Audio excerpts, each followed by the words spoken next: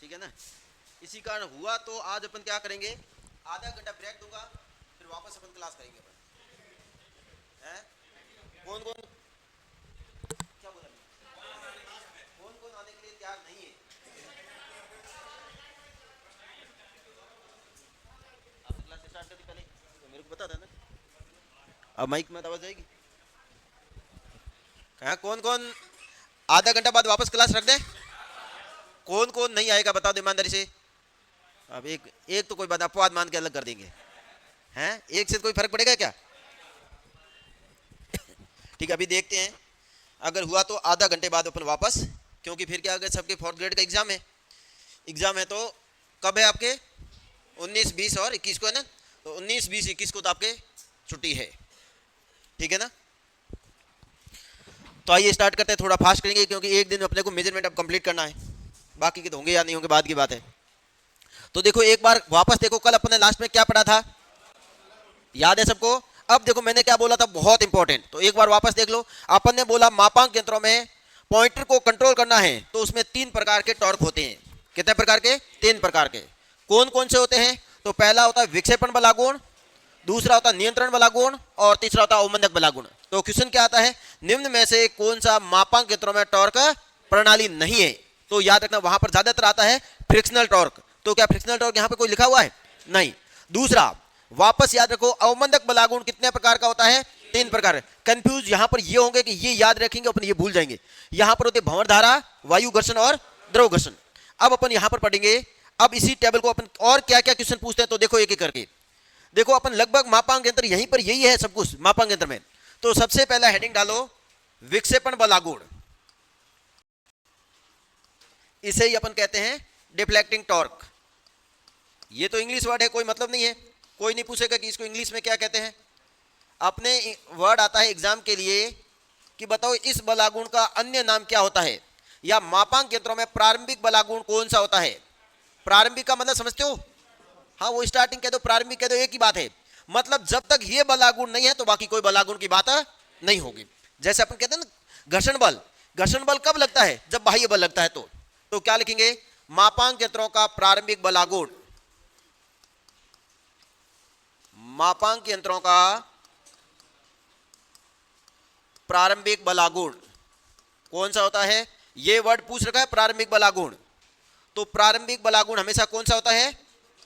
Next, बताओ इस बलागुण का कार्य क्या होता है? तो मेरे ख्याल से आपको याद रखने की जरूरत नहीं है। हाँ, क्या है? विक्षेपण। विक्षेपण का मतलब क्या होता है? अपनी जगह से हटाना, और हटता कौन है? पॉइंटर। तो पॉइंटर को शून्य स्थिति से आगे ले जाना। कितना आगे ले जाएगा? प्रास नहीं, मापित राशि पर। ये थोड़ी होगा कि धारा हमेशा फुल प्रास पर आएगी, ये होता क्या? तो किस पर निर्भर करेगा? मापित राशि। अब आप कहोगे सर मापित राशि क्यों बोला, धारा क्यों नहीं बोला? अरे अमीटर होगा तो धारा बोलूंगा, वोल्ट मीटर होगा तो क्या बोलूंगा, वाट मीटर होगा तो क्या बोलूंगा, पावर फैक्टर मीटर होगा तो क्या बोलूंगा, आवर्ती मीटर होगा तो क्या बोलूंगा। तो मीटर तो सबके सब होते हैं ना। तो यहां पर लिखो दूसरा पॉइंट, क्या लिखूंगा, क्या कार्य होता है? तो अपन कहते हैं कि कौन सा बलागुण पॉइंटर को शून्य स्थिति से दूर ले जाता है। तो कौन सा होगा? ये पॉइंटर को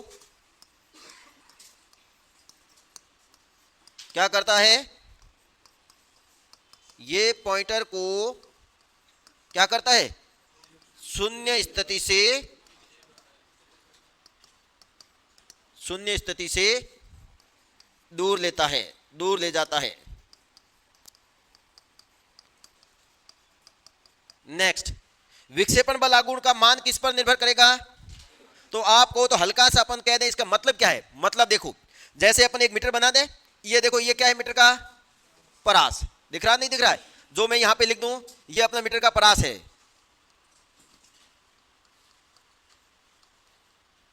ऐसा ही होता है मीटर।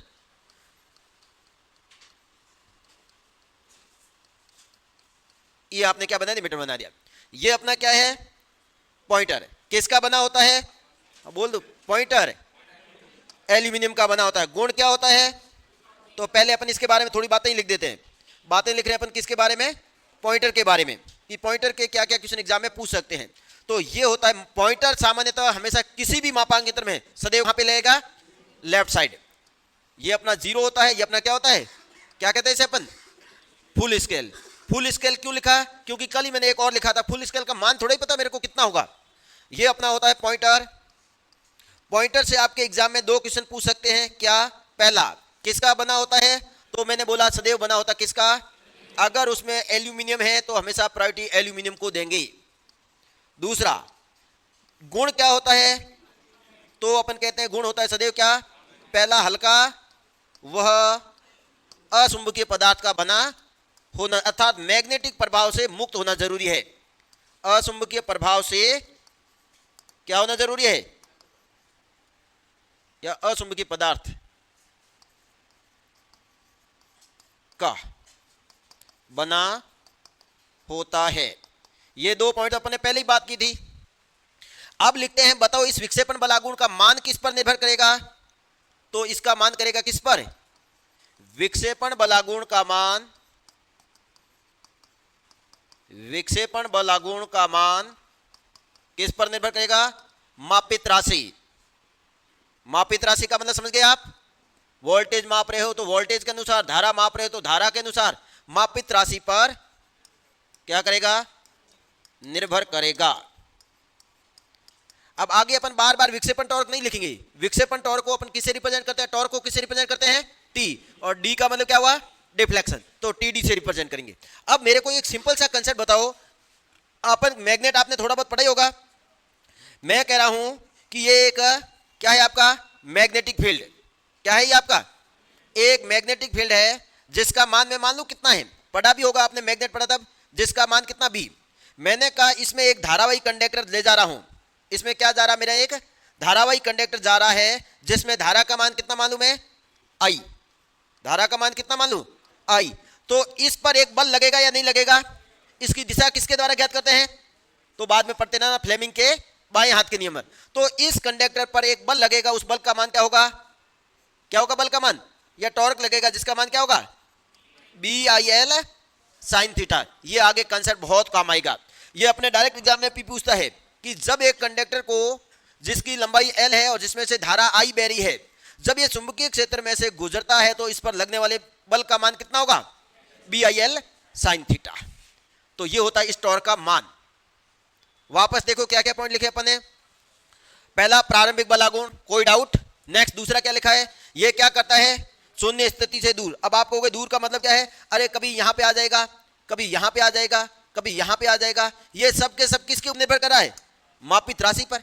कि आने वाली राशि कितनी है? 2 एम्पियर है, 10 एम्पियर है, 20 एम्पियर है, उतना इसका, ये क्या कहलाएगा? इसका विक्षेपण, जिसको आप थीटा से रिप्रेजेंट करेंगे।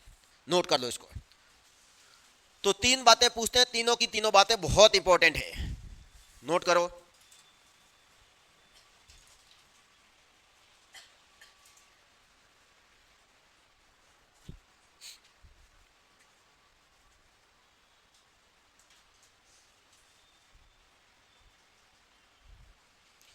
इस पूरे टॉपिक को परमानेंट याद रखोगे तो हर एग्जाम में 1 या 2 क्वेश्चन इससे करके आओगे।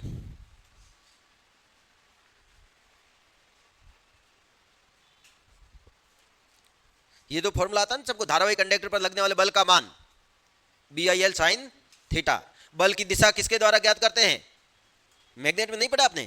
फ्लेमिंग के बाएं हाथ के नियम द्वारा। और ये सिद्धांत कहां काम आता है? याद रखो, कहां पर? मोटरों में, डीसी मोटरों में। इसी कारण अपन PMMC कहते हैं। किस सिद्धांत पर काम करता है? वही जो डीसी मोटर होता है। अपन ने मेगर भी लिखा था, याद है ना? मेगर में अपन ने लिखा था मेगर किस सिद्धांत पर काम करता है? या तो PMMC लिख दो या डीसी मोटर लिख दो, एक ही बात है दोनों।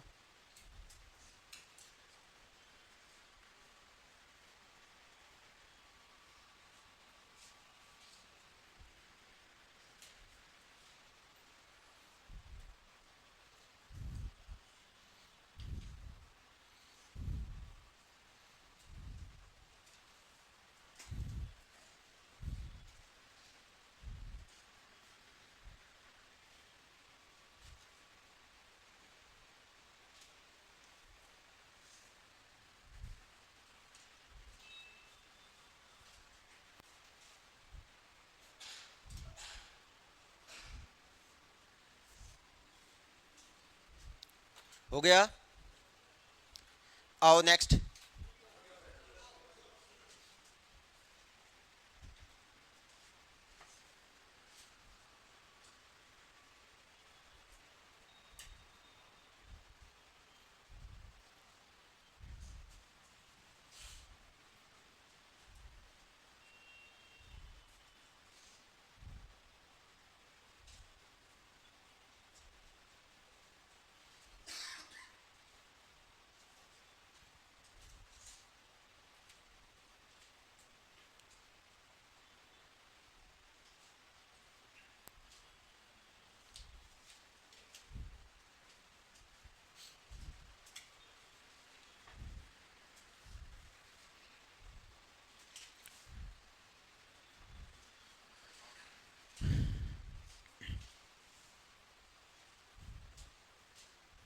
ये फॉर्मूला सबको आता है ना, BIL sin थीटा, या ऐसे कोई है जिसको नहीं आता है?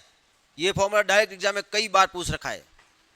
अब लिखो नेक्स्ट, दूसरा बलागुण कौन सा है? नियंत्रण बलागुण, जिसको ये अपन कहते हैं कंट्रोलिंग टॉर्क। आ जाओ यहां पर।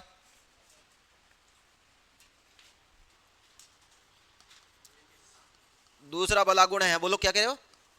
सिद्धांत उपकरण में पढ़ेंगे, यहाँ पर क्या मतलब के? मैग्नेट के द्वारा उत्पन्न कर रहे हैं तो मैग्नेटिक टॉर्क, ताप के द्वारा उत्पन्न कर रहे हैं तो थर्मल। कोई मतलब नहीं, कोई एग्जाम में डायरेक्ट पूछे ताप डायरेक्ट लिखो, डायरेक्ट बताओगे आप। जैसे उपकरण पढ़ते रहेंगे वैसे अपन करते रहेंगे। नियंत्रण बलागुण, जिसका अन्य नाम क्या होता है? इसे ही अपन कहते हैं कंट्रोलिंग टॉर्क। बहुत इंपॉर्टेंट टॉपिक आपके एग्जाम के लिए। आप देखते हो तो देखना ऑब्जेक्टिव क्या कार्य होता है। देखता हूं कौन बताता है? हैं? कब मीटर को सप्लाई से हटाने पर पॉइंटर को शून्य स्थिति पर लाना, या जब अपन मीटर को सप्लाई से नहीं जोड़ते हैं तो ये क्या करता है? पॉइंटर को शून्य स्थिति पर बनाकर रखना। किसका कार्य होता है? नियंत्रण बलागुण का। लिख दूं, क्या लिखूंगा? मापांक यंत्र को क्या लिखेंगे? सप्लाई से डिस्कनेक्ट, जिसको हिंदी में क्या कहेंगे अपन? विसंयोजित।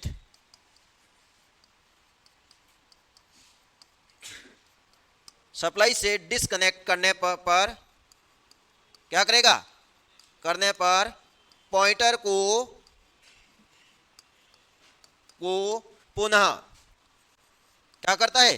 पुनः शून्य स्थिति पर, पॉइंटर को पुनः शून्य स्थिति, जिसे अपन कहते हैं जीरो पोजीशन, शून्य स्थिति पर लेकर आना, या पॉइंटर को शून्य स्थिति पर बनाकर रखना, या संकेतक को शून्य स्थिति पर क्या कहोगे? शून्य स्थिति पर बनाकर रखना। किसका कार्य होता है? अब एक क्वेश्चन आता है, निम्न में से कौन सा बलागुण विक्षेपण बलागुण के विपरीत होता है? सही बात है या गलत बात है? यह नियंत्रण बलागुण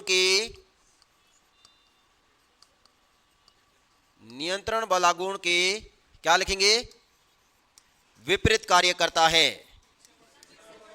ओके, यह विक्षेपण बलागुण के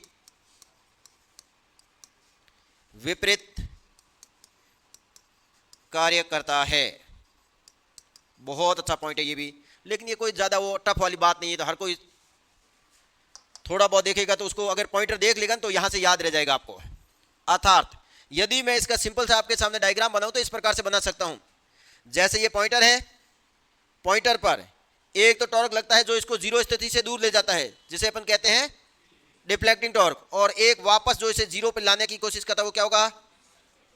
कंट्रोलिंग टॉर्क हो गया। अब बात करते हैं एक और इंपॉर्टेंट, नियंत्रण बलागुण कितने प्रकार का होता है? नियंत्रण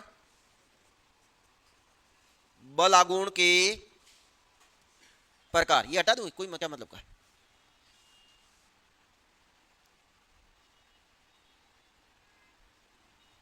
तो क्या लिखूंगा? नियंत्रण बलागुण के प्रकार, इसको डालो आप स्टार। कितने प्रकार का होता है? 2 प्रकार का। एक होता है स्प्रिंग कंट्रोल। एक कौन सा होता है अपना? स्प्रिंग कंट्रोल, जो सामान्यतः मापांक यंत्रों में ज्यादातर काम में लिया जाता है, और दूसरा होता है अपना ग्रेविटी। तो यहां पर लिखो, पहला होता है जिसका नाम होता है स्प्रिंग नियंत्रण बलागुण। ये तो मेरे ख्याल से बताने की जरूरत नहीं है। क्या होगा? मापांक यंत्रों में जो पॉइंटर होता है उस पॉइंटर के नीचे क्या लगा रहता है? स्प्रिंग। वही बात है, आपने देखा नहीं पेन जो होती है बटन वाली, अगर उसमें आप स्प्रिंग को हटा दो तो वो क्या कार्य कर पाएगी? ये ऐसे होती। देखो ये आपका पॉइंट क्या है? आपका देखो स्केल, ये आपका क्या है, पॉइंटर जो आपने बोल दिया है, ये आपका क्या होता है, स्प्रिंग होता है। इसी को ही क्या करता है, वापस शून्य स्थिति पर लाने का कार्य करता है, उसी को ही अपन कहते हैं स्प्रिंग नियंत्रण बलागुण। तो यहां पे लिख दो, दिख रहा है सबको, या उस डायग्राम में लिखूं, डायग्राम में लिखूं, ठीक है डायग्राम में लिख दूंगा। अपन डायग्राम अपन हाथ से बनाएंगे तो ज्यादा एक्यूरेट रहेगा। पहला, स्प्रिंग नियंत्रण बलागुण का उपयोग किए गए यंत्र को किस स्थिति में रखा जा सकता है, तो इस प्रकार के यंत्रों को क्या लिखेंगे, अब लिखो इंपॉर्टेंट वर्ड, ऊर्ध्वाधर, मतलब आप लंबवत भी रख सकते हो तो भी कार्य करेंगे, क्षैतिज भी रख सकते हो। वह एक होता है इंक्लाइंड, इंक्लाइंड को हिंदी में क्या कहते हैं, अपन कहते हैं इंक्लाइंड तल, आनंद तल, वेरी गुड, सही बात है। वह ऐसे लिख देता हूं, वह किसी भी कोण, और किसी भी कोण को अपन कहते हैं अनंत तल, अनंत तल। अब आपको तो ऊर्ध्वाधर का मतलब क्या है, ऐसे, क्षैतिज का मतलब क्या है, ऐसे, और अनंत तल का मतलब क्या है, ढलान वाला। अब ढलान कितनी होती है ये कोई जरूरी नहीं है। तो इस प्रकार के यंत्रों को कैसे रख सकते हैं अपन, ऊर्ध्वाधर भी रख सकते हैं, क्षैतिज भी रख सकते हैं, और अनंत तल पर भी, अनंत तल की स्थिति में क्या लिखेंगे, रखा जा सकता है। याद हो गया कैसे, इस प्रकार के यंत्रों को आप कैसे कैसे रख सकते हो, ऊर्ध्वाधर रख सकते हो, क्षैतिज रख सकते हो, या किसी भी कोण से रख सकते हो। अब एक और क्वेश्चन आता है जो आपके एग्जाम में बहुत इंपॉर्टेंट है, स्प्रिंग, कि ये जो स्प्रिंग होता है मापांक यंत्रों में, ये किसका बना होता है। तो केवल आपको एक स्प्रिंग याद रखना है, बाकी जब भी बोले तो हमेशा क्या याद रखोगे, मैग्नीन। अर्थात आप ये डायग्राम देख लो, अगर बनाओ तो भी बना लेना, ये बनाने में कोई ज्यादा टाइम नहीं लगे। अब बात करें कि ये जो अपने स्प्रिंग नियंत्रण की जो प्रणाली है, दिख रही है सबको, इसमें जो ये स्प्रिंग होता है, ये स्प्रिंग किसका बना होता है, वेरी गुड, फास्फोरस का क्यों बना होता है, तो याद रखना फास्फोरस का क्यों बना होता है, क्योंकि ये विसुंबकी तो नहीं, ये ताप, क्या लिखेंगे अपन, ताप से कम प्रभावित होता है। इसी कारण किसका बना होता है। कितनी बार ये क्वेश्चन एग्जाम में पूछ रखा है, और मेरे ख्याल से सबको पता भी होगा। अब देखो, एक ऐसा यंत्र होता है जिसमें इन स्प्रिंगों की संख्या 2 होती है, बाकी सभी यंत्रों में स्प्रिंगों की संख्या कितनी होती है, 1। आपको तो यहां पे लिख देता हूं, एग्जाम में आ भी सकता है कभी कभार, कि कौन सा मापांक यंत्र होता है जिसमें स्प्रिंगों की संख्या 2 होती है, तो क्या लिखेंगे, किसमें होती है, पीएमएमसी में। तो लिख दो यहां पर, पीएमएमसी में स्प्रिंग संख्या। तभी तो एक बहुत अच्छा क्वेश्चन पूछते हैं कि अगर पीएमएमसी का एक स्प्रिंग टूट जाए तो बताओ मीटर कितनी रीडिंग देगा। तो दूसरा जो टॉर्क है देखो, वो क्या करेगा, उसको वापस शून्य पर ले आएगा, मतलब शून्य रीडिंग देगा। जबकि अन्य किसी यंत्र का कार्य करते हुए अगर स्प्रिंग टूट जाए तो पॉइंटर हमेशा अनंत पे चला जाएगा, अर्थात उसकी फुल स्केल पर चला जाएगा। क्यों, क्योंकि इधर से पहले टॉर्क तो लग रहा था, टॉर्क लगा तभी तो टूटा, अब टूटेगा तो वो कहां पर जाकर गिर जाएगा, क्योंकि अब उसको कोई कंट्रोल करने वाला नहीं है। तो पीएमएमसी में स्प्रिंग की संख्या कितनी होती है, 2 होती है, बाकी सभी में कितनी होती है, 1 होती है। बाकी ये पॉइंट अपन कहां पर लिखेंगे, अपने अपने यंत्रों में लिखेंगे। अब बात करते हैं दूसरी। अब यहां पे लिखने की जरूरत नहीं है, ये बलागुण लगभग सभी मापांक यंत्रों में होगा। आओ यहां पर दूसरा कौन सा है, गुरुत्वीय नियंत्रण बलागुण, गुरुत्वीय नियंत्रण। अरे इसमें कुछ नहीं है, पॉइंटर के नीचे अपन क्या लगा देंगे, एक वेट लगा देंगे, और वेट अपन कार्य कब करता है, और वही वेट क्या करेगा उसको वापस, अर्थात इस प्रकार से देखो, ये रहा आपके सामने, ये आपने क्या लगा दिया, यहां पर वेट लगा दिया। अब देखो पॉइंटर जैसे ही इधर जाएगा या इधर जाएगा तो ये बल कहां पे आएगा, यहां पे आएगा। अब आपको पता है इस बल गुरुत्वाकर्षण का नीचे एक बल लगेगा, नहीं लगेगा, mg, ये क्या करेगा, इसको वापस क्या करेगा, अपनी प्रारंभिक स्थिति पर लाने की कोशिश करेगा, और इसी को अपन क्या कहते हैं, गुरुत्वीय नियंत्रण बलागुण। क्या लिखेंगे, लिखो, इस प्रकार के यंत्रों का प्रयोग, इस प्रकार के यंत्रों का प्रयोग केवल कब, केवल ऊर्ध्वाधर स्थिति में कर सकते हैं। बहुत इंपॉर्टेंट है, और निमी का ये क्वेश्चन है, और आप उठा लेना, एक तो निमी का एक भी क्वेश्चन मत छोड़ना। निमी की जो आपके 2 पीडीएफ है ना, निमी की आप एक भी पीडीएफ मत छोड़ना, आप देख लेना 8 से 10 क्वेश्चन आपको डायरेक्ट वहीं के जैसे के तैसे मिलेंगे। इसी का ये लाइन कहाँ की है, निमी की है। यंत्रों का प्रयोग केवल ऊर्ध्वाधर स्थिति में करते हैं। निमी पीडीएफ है या नहीं ऑब्जेक्टिव वाली? निमी पीडीएफ सारे नहीं है, लाओ पढ़ना है जिसको तो, नहीं तो किस करते रहो, क्यों टाइम बर्बाद करे हो फिर, नहीं है तो नोट करो। ये एक बहुत इंपॉर्टेंट और बला गुण, उसका नाम है आपका गुरुत्वीय कंट्रोलिंग, ग्रेविटेशनल कंट्रोलिंग बला गुण।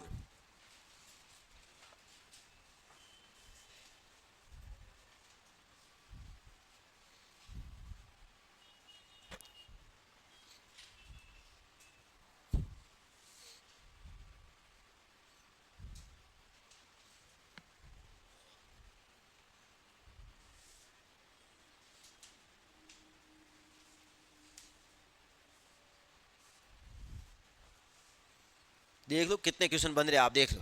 आप जान रहे थे वो टेबल बहुत इजी है, अभी तक देखते रहो आप। अभी तक तो अवमंदक अब आएगा, उसके और भी ज्यादा क्वेश्चन बनते हैं।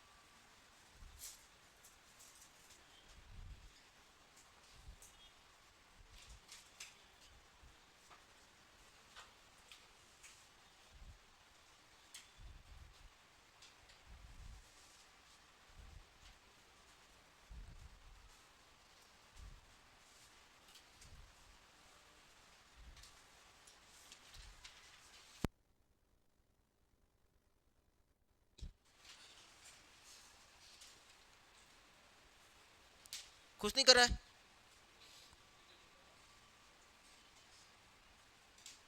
नीचे बैठ।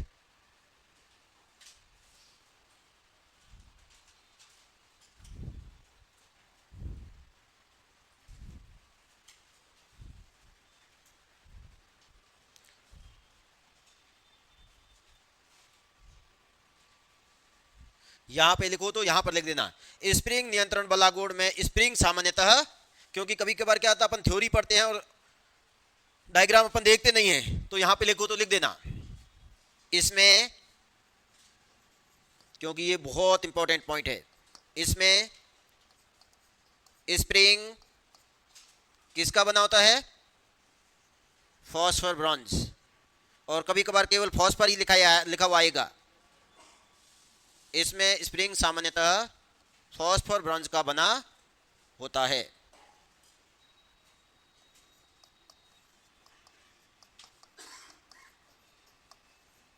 लिख दो, अपन ने यहां पे लिख दिया है।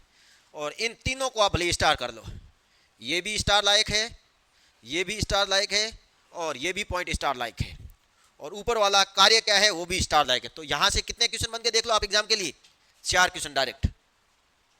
और आज वाली जो क्लास है ना, इसमें आप हर एग्जाम में देख लेना आपको कम से कम 2 से 3 क्वेश्चन मिलेंगे।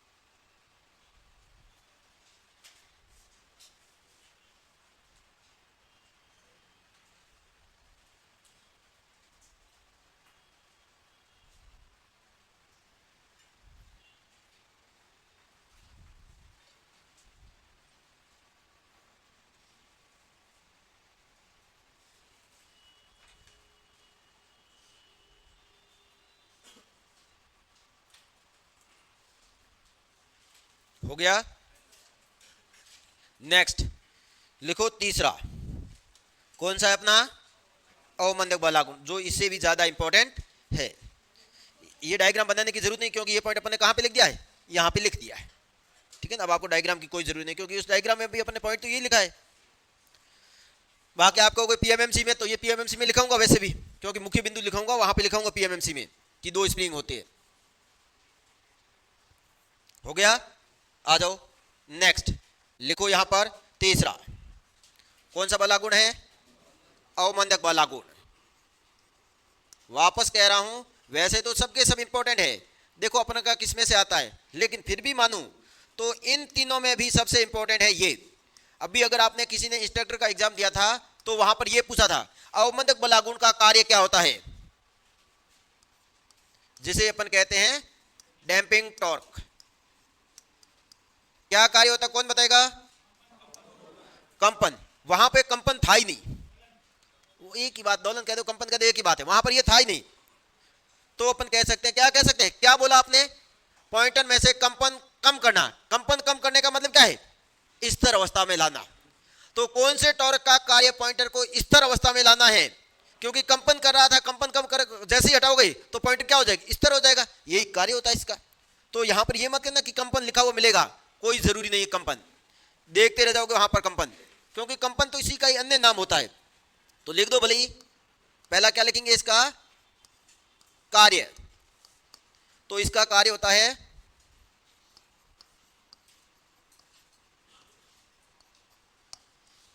पॉइंटर में से दोलन। दोलन का ये अन्य नाम क्या होता है, कंपन। दोनों एक ही वर्ड है, पॉइंटर में से दोलन या कंपन क्या करना, कम करना। अर्थात क्या लिखेंगे अपन, अर्थात पॉइंटर को क्या करेगा, स्थिर अवस्था में लेकर आना।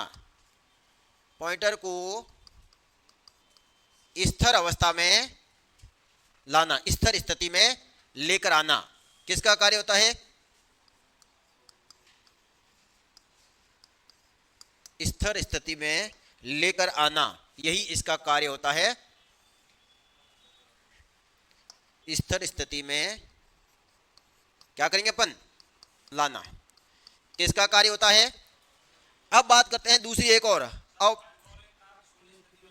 हाँ, शून्य स्थिति में नहीं, शून्य पर लेकर आना। हाँ, जैसे आप रीडिंग मापते हो नहीं मापते हो, जैसे पॉइंटर 2, अगर पॉइंटर 2 पे लगातार कंपन करेगा तो क्या आप रीडिंग ले पाओगे, नहीं। तो 2 पर स्थिर कौन करेगा, ये करेगा। जैसे पॉइंटर 3 पर आ गया, तो पॉइंटर 3 पर आ गया, पहले देखा नहीं आपने, कंपन करता है, उस कंपन को रिड्यूस कौन करता है।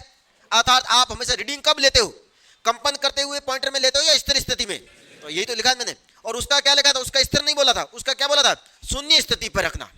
दोनों में अंतर है या नहीं, शून्य स्थिति पे रखना कार्य होता है कंट्रोलिंग टॉर्क का, और इसका कार्य होता है पॉइंटर को स्थिर स्थिति में रखना, कहां पर, जहां पे आप रीडिंग ले रहे हो। अब बात करते हैं सबसे इंपॉर्टेंट, एक तो क्वेश्चन आता है कौन से यंत्र में कौन सी अवमंदक प्रणाली होती है, तो क्या लिखेंगे, अवमंदक बला गुण। सबसे पहला तो यही 3 प्रकार का होता है, जो तो आपको बहुत बार लिखा दिया है। कौन कौन सा होता है, तो एक होती है भंवर धारा। तो भंवर धारा का कोई एक लाभ क्या है, ये है लाभ, देख लो क्या करेगा, लाभ क्या है बताओ, है पॉइंटर में से कंपन को दूर करना है। सही बात है या गलत बात है, तो यहां पे लिख दो तीनों के बारे में। पहली बात करते हैं अपन, भंवर धारा अवमंदक प्रणाली। 2 बातें लिखेंगे, पहली, सबसे बेस्ट, सबसे मजबूत अवमंदक प्रणाली कौन सी होती है, लेकिन इसकी डिसएडवांटेज क्या है, ये केवल 2 ही यंत्रों में होती है, जो इसके कारण यंत्र क्या माने जाते हैं, वो सबसे ज्यादा एक्यूरेट। दूसरी कौन सी होती है, वायु घर्षण अवमंदक प्रणाली, जो सभी यंत्रों में होती है, किसके अलावा, जिसके अंदर भंवर धारा है या द्रव घर्षण है, उसके अलावा सभी यंत्रों में कौन सी होगी, द्रव घर्षण। और तीसरी होती है कौन सी, सॉरी वायु घर्षण, तीसरी होती है अपनी कौन सी, द्रव घर्षण अवमंदक प्रणाली। अरे घर्षण को कम करने के लिए अपन नहीं लेते क्या लुब्रिकेंट, आप सिंपल देखो ना, साइकिल में अपनी चैन कभी कभार घूमती नहीं है, तो वहां पर अपन क्या लगाते हैं, ग्रीस है। तो यहां पर बात करते हैं कौन सी अवमंदक प्रणाली का कहां पर उपयोग लेते हैं। तो देखो पहले इसके पहले एक और पॉइंट लिख दो, यहां पर क्या लिखेंगे, सबसे बेस्ट अवमंदक प्रणाली कौन सी होती है, सबसे बेस्ट अवमंदक प्रणाली कौन सी होती है, भंवर धारा प्रणाली। अब बात करते हैं कौन कौन से यंत्रों में कौन कौन सी प्रणाली होती है। वे यंत्र जिसमें, अब देखो भंवर धारा किसमें होती है आप ही बताओ मेरे को, क्योंकि क्वेश्चन आता है एक आपके एग्जाम में, ऐसे मत बोलो पीएमएमसी, क्यों भंवर धारा होती किसमें पहले ये बताओ मेरे को, आपने मशीनें पढ़ी है ना, देखता हूं अभी है, जोर से बोलो जो बोला है,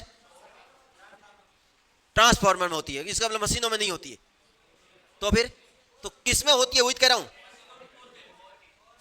गलत बात है ये, अरे वो कोर कह दो, लेमिनेटेड कोर कह दो, एक ही बात है, लेमिनेटेड कोर तो कम करने के लिए करते हैं, ये होती है सदैव मैग्नेटिक पदार्थों में। इसी कारण एक बहुत अच्छा क्वेश्चन आता है कि ट्रांसफार्मर में यदि आयरन कोर को वायु कोर से रिप्रेजेंट कर दिया जाए तो क्या होगा, तो वहां पर ये हानियां शून्य हो जाएगी। अपन लिखते हैं नहीं लिखते, क्या बोला मैंने, यदि ट्रांसफार्मर की आयरन कोर को किसे वायु कोर से रिप्रेजेंट कर दिया जाए तो उसमें आयरन हानियां शून्य हो जाएगी। और आयरन हानियां दो प्रकार की होती है, एक होती है हिस्टेरेसिस और दूसरी होती है भंवर धारा। इसका मतलब ये होती है सदैव मैग्नेटिक पदार्थों में, किसमें होती है, मैग्नेटिक। जब भी अपन कोई भी फेरोमैग्नेटिक पदार्थ लेंगे तो उसमें यह हानि होगी, जितना मजबूत फेरोमैग्नेटिक पदार्थ लेंगे जिसे अपन कहते हैं कठोर, उसमें यह हानि क्या होगी, और इसमें अपने को यह हानि ज्यादा करनी है कम करनी है, ज्यादा करनी है, अरे तभी तो ये टॉर्क मजबूत होगा, मैंने बोला लाभ, इसमें यह हानि क्या करनी है, ज्यादा। इसी कारण इस प्रणाली का प्रयोग केवल उसी यंत्रों में करेंगे जिसमें आपने स्थिर चुंबक का प्रयोग किया है, किसका, स्थिर। और स्थिर चुंबक का प्रयोग अपन केवल एंड केवल दो ही यंत्रों में करते हैं, एक तो आपने बोला पीएमएमसी जिसका नाम ही होता है परमानेंट मैग्नेट, हिंदी में पढ़ोगे क्या कहते हैं अपन, स्थिर चुंबक, और दूसरा आपने पढ़ा होता ऊर्जा मीटर, और एग्जाम में पूछते भी है ऊर्जा मीटर में स्थिर चुंबक के रूप में किसका प्रयोग करते हैं अपन, ब्रेकिंग मैग्नेट, किसका प्रयोग करते हैं, डायग्राम होगा मैं आपको बता देता हूं, ये देखो ये है स्थिर चुंबक। तो जिसमें आपने स्थिर चुंबक का प्रयोग किया है वहां पर हमेशा कौन सी अवमंदक प्रणाली होगी, भंवर धारा है, याद रह जाएगी। केवल दो ही यंत्र, अब देखो कौन कौन से दो यंत्र, तो ये प्रणाली होती है केवल आपके दो ही यंत्र में होती है, और वे आपके मापांक यंत्र कौन कौन से होते हैं, तो एक तो आपके होता है पीएमएमसी प्रकार का यंत्र, पीएमएमसी यंत्र नहीं होता, पीएमएमसी सिद्धांत होता है जिसके ऊपर अमीटर काम करता है, वोल्ट मीटर काम करता है, मेगर काम करता है, मोटर काम करती है, तो ये तो एक सिद्धांत है। तो मैं यहां पे लिख दूं पीएमएमसी यंत्र में, तो पीएमएमसी यंत्र में कौन सी अवमंदक प्रणाली होती है, और दूसरा आती है कौन सी, ऊर्जा मीटर। दूसरा अपन ये भी लिख सकते हैं, देखो सिलेक्शन हमेशा किसका होता है, आप ही बताओ, जिसका एक टारगेट होता है, जिसके कई टारगेट होते हैं उसका कभी सिलेक्शन होता है नहीं, क्योंकि वो इधर उधर रह जाता है, फिर क्योंकि कभी इधर पड़ता है कभी उधर पड़ता है, सिलेबस सबका अलग अलग है तो बीच में रह जाएगा। तो याद रखो इस प्रणाली का प्रयोग वहीं पर करेंगे जो केवल या तो केवल एसी पर कार्य करेंगे या केवल डीसी पर कार्य करेंगे। अब बताओ कितना एक और अच्छा पॉइंट मिला, क्या बोला मैंने, क्या बोला, सिलेक्शन किसका होता है आप ही बताओ मेरे को, जो बंदा अपना पहले से टारगेट रखेगा मेरे को ये बनना है, वो तो बंदा सिलेक्शन ले लेगा। दूसरा जो बंदा ये रखेगा कि अरे यार ये वैकेंसी आई है, फॉर्म भर देते हैं, तैयारी में लग जाते हैं, 2 महीने में कौन सी तैयारी कर लोगे क्या। अब आप बड़ी मुश्किल से तैयारी करने लगे 4th ग्रेड की, और 4th ग्रेड का सिलेबस क्या है, हिंदी, क्या है सिलेबस, हिंदी, जीके, बहुत सारे। अब ये टॉपिक आप कब तक पढ़ोगे, फिर अपन जानते हैं कि ऐसा तो है नहीं कि कोई इसकी तैयारी कर नहीं रहा है, कोई तो कर ही रहा है अच्छे से, तो उसका हो जाएगा। अपन ने 2 महीने क्या कर दिए, वेस्ट कर दिए। फिर वैकेंसी आई किसकी, हेल्पर की, कूद पड़े हेल्पर में, और पता लगा यहाँ पे टेक्निकल है। अब देख रहे हैं टेक्निकल तो समझ में आ नहीं रहा है, बार बार कभी ये बुक लेकर जाते हैं, फिर पूछते हैं कौन सी बुक लेके आए, अरे बुक को क्या करोगे जब आपने अभी 2 महीने में क्या उखाड़ दोगे आप, नहीं हो पाएगा, तब तक वैकेंसी आ जाएगी दूसरी और उधर भागते रहेंगे। तो टारगेट एक रखो, कहीं ना कहीं आप हो जाओगे। तो यहां पर भी देखो ये यंत्र होता है केवल किस पर कार्य करता है, वैसे भी अपन आगे लिखेंगे लेकिन तो भी लिखा देता हूं, ये प्रणाली केवल उसी में, क्योंकि मजबूत होती है, मजबूत क्यों होती है, केवल एक पर कार्य करते हैं, किस पर कार्य करता है पीएमएमसी, केवल डीसी पर, और ऊर्जा मीटर किस पर कार्य करता है, केवल एसी पर। इसी कारण इसको अपन प्रेरण ऊर्जा मीटर भी कहते हैं। याद रह जाएगा या भूल जाओगे थोड़े समय बाद, क्या है केवल डीसी पर, मतलब क्या है, केवल डीसी पर कार्य करता है, केवल एसी पर कार्य करता है। तो देखो इस लाइन से कितने क्वेश्चन बने, आप वापस देखो। पहला, निम्न में से कौन सी अवमंदक प्रणाली नहीं है, कर लोगे। दूसरा, सबसे बेस्ट अवमंदक प्रणाली कौन सी होती है, भंवर धारा। तीसरा, भंवर धारा प्रणाली निम्न में से किस यंत्र में होती है, तो वहां पर याद रखो पीएमएमसी और ऊर्जा मीटर। लास्ट क्या है कि पीएमएमसी यंत्र किस पर कार्य करता है, केवल डीसी पर। ऊर्जा मीटर किस पर कार्य करता है, केवल एसी पर। कितने सारे क्वेश्चन बने देख लो आप, इसको छोड़ दो क्योंकि ये तो अपने वाली है, कभी इधर कूदना कभी इधर कूदना। बात करते हैं द्रव घर्षण अवमंदक प्रणाली। इसका प्रयोग केवल एंड केवल अपन एक ही यंत्र में करते हैं, और वो यंत्र आपका कौन सा है? Very good. देखो पूरा नाम बोलना, इलेक्ट्रोस्टैटिक वोल्टमीटर। इसकी भी एक खासियत होती है, कोई बता सकते हैं? अपने एग्जाम में आता है सबसे अधिक प्रास के वोल्टमीटर या हाई वोल्टेज मापने के लिए कौन से मीटर का प्रयोग करते हैं, वहां पर वोल्टमीटर मत करके आ जाना, वहां पर क्या होगा आपका? Electrostatic voltmeter. ये इलेक्ट्रोस्टैटिक तो इसका क्या है? सिद्धांत। इलेक्ट्रोस्टैटिक क्या है? सिद्धांत। तो आपको पूछे इलेक्ट्रोस्टैटिक वोल्टमीटर किस सिद्धांत पर कार्य करता है, तो इलेक्ट्रोस्टैटिक। और इलेक्ट्रोस्टैटिक मेरे ख्याल से आपने पढ़ रखा सिद्धांत, जब आवेश पढ़ा तब आपने पढ़ा होगा। कौन सा है मापक यंत्र? Electrostatic voltmeter. क्या काम आता है? तो अपन क्या लिखेंगे? हाई वोल्टेज को, वैसे अपन ये वहां पर भी लिखेंगे जहां जैसे यंत्र पढ़ते जाएंगे। हाई वोल्टेज को क्या लिखेंगे? मापने वाला यंत्र। तो अगर हाई वोल्टेज को मापना है तो वहां पर कौन सा यंत्र काम में लेंगे? इलेक्ट्रोस्टैटिक यंत्र में। अब देखो मैं देखता हूं कितना ध्यान रखते हो। इलेक्ट्रोस्टैटिक वोल्टमीटर में कौन सी नियंत्रण प्रणाली होती है? कोई नहीं बोलेगा। और द्रव घर्षण अवमंदक प्रणाली। Very good. आप बताओ क्या बोला मैंने? इलेक्ट्रोस्टैटिक वोल्टमीटर में कौन सी नियंत्रण प्रणाली होती है? जोर से लो। द्रव घर्षण। Very good. दिख रहा है सबको? हाँ आप बताओ क्या बोला मैंने? अब क्वेश्चन में बार बार नहीं बोलूंगा। कौन सी अवमंदक प्रणाली, कौन सी नियंत्रण प्रणाली होती है?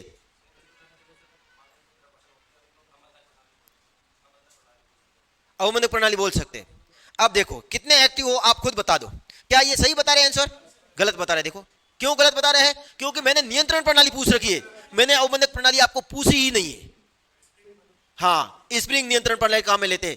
क्या ये इसी का मैं कह रहा हूं क्या गलती होगी? ये क्योंकि इसको पता ही नहीं है कि स्प्रिंग नियंत्रण प्रणाली होती कौन सी है, क्योंकि वो वर्ड ध्यान ही नहीं रख रहे। अपना ध्यान तो यहां पर पड़ा है। अरे मैं बोला नियंत्रण, ये तो नियंत्रण प्रणाली है ही नहीं, ये अवमंदक प्रणालियां हैं। समझ गए आप? ये गलतियां होगी, देख लो आप खुद ही। इतना लिखने के बाद भी, इतना पूछने के बाद भी एक्टिव नहीं होते हैं, तो एग्जाम में कितना एक्टिव होंगे देख लेना आप खुद ही।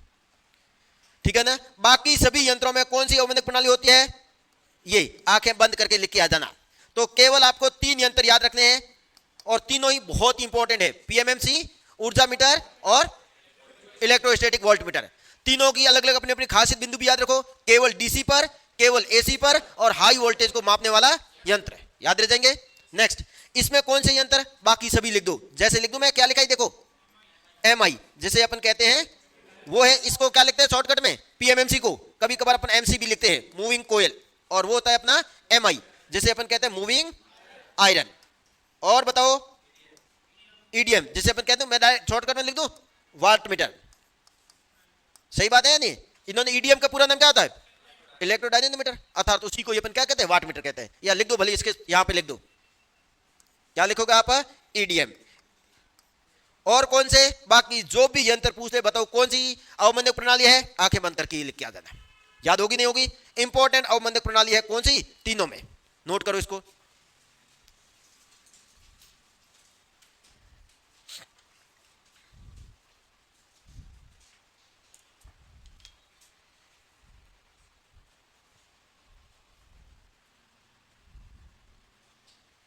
हर यंत्र में अपन ये तीनों बार बार बात करेंगे अपन। बस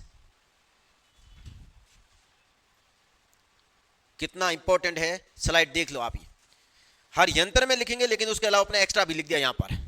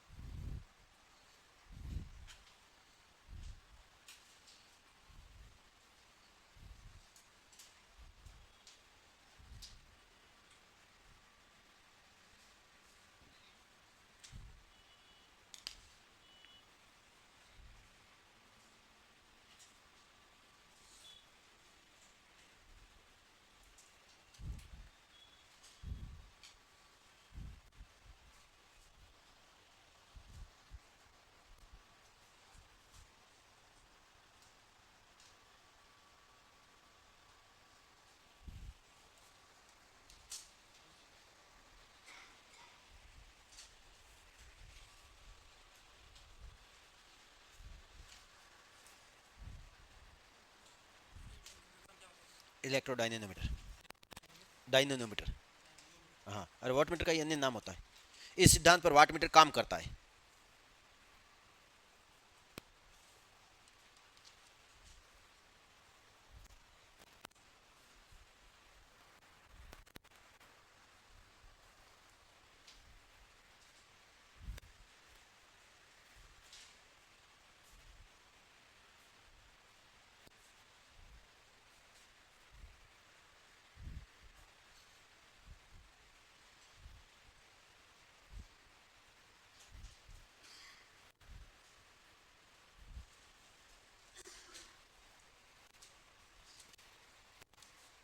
हाँ, खड़ा हो जा। क्या प्रॉब्लम हो रही है? उधर किसी जा, और उधर किसी।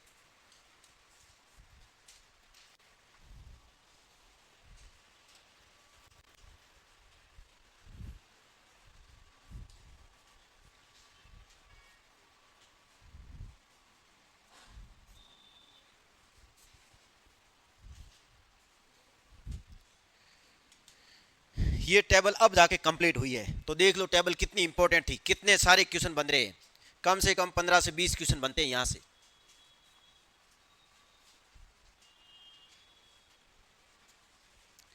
जिसने लिख दिया है वो वापस रिपीट करना, इधर उधर देखती हूं मत कहना कि मैं इधर देख रहा था उधर देख रहा था, वही देखेगा जिसको याद रह जाए। जिसने नहीं लिखा है वो लिखो, जिसने लिख दिया है वो अपनी कॉपी में वापस रिपीट करते रहना।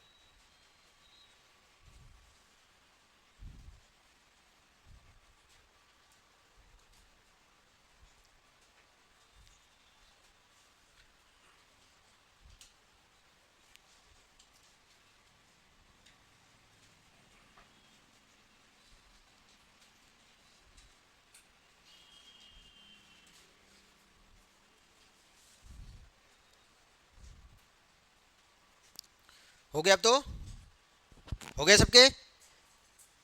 पक्का? नेक्स्ट, अब एक और शब्दावली अपने लास्ट में रही है। शब्दावली कौन सी है? सुग्राहिता। मेरे ख्याल से बताने की जरूरत है, सुग्राही का मतलब क्या होता है? हैं? मतलब जैसे मैं कहूं ना, जैसे अपने शरीर पर अपन कोई भी वह कम से कम जो अपने को पता लग जाए, क्या होता है? मतलब अपनी बॉडी क्या है? हाईली सुग्रीव है। और अगर अपने को पता नहीं लगे मतलब अपनी बॉडी क्या है? जैसे आपने देखा नहीं, खेतों में काम करते तो पैर नीचे से क्या होते हैं, देखो फट जाते हैं, फिर भी अपने को दर्द नहीं होता। क्यों? क्योंकि वहां से अपन कहते हैं चमड़ी मर गई, कहते हैं नहीं कहते? तो अगला एक और लास्ट पॉइंट लिखो, लास्ट शब्दावली लिखो, सुग्राहिता, जिसका ही अन्य नाम होता है, कोई बता सकता है? संवेदनशीलता। इंग्लिश में कहते हैं उसे अपन सेंसिटिविटी। लिख दो तीसरा वर्ड। यहां से सुग्राहिता से अपने को क्वेश्चन पूछते हैं। एक तो सुग्राहिता का मात्रक, सुग्राहिता कह दो, संवेदनशीलता कह दो, या क्या कहते हैं अपन? सेंसिटिविटी। मतलब अपन कहते हैं ना कि अपना शरीर तो बहुत ज्यादा सेंसिटिव है। कोई लोग धूप में नहीं जाते, धूप में जाने से पहले मुंह बांध लेते हैं। बांधते नहीं बांधते? क्यों बांधते हैं?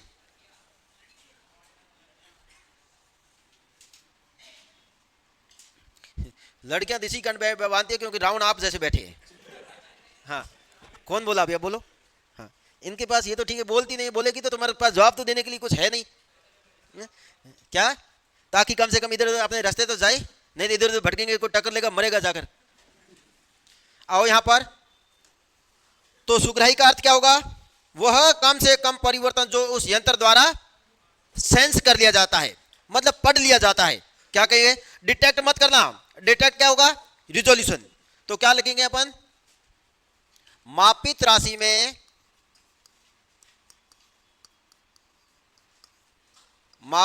में वह कम से कम परिवर्तन,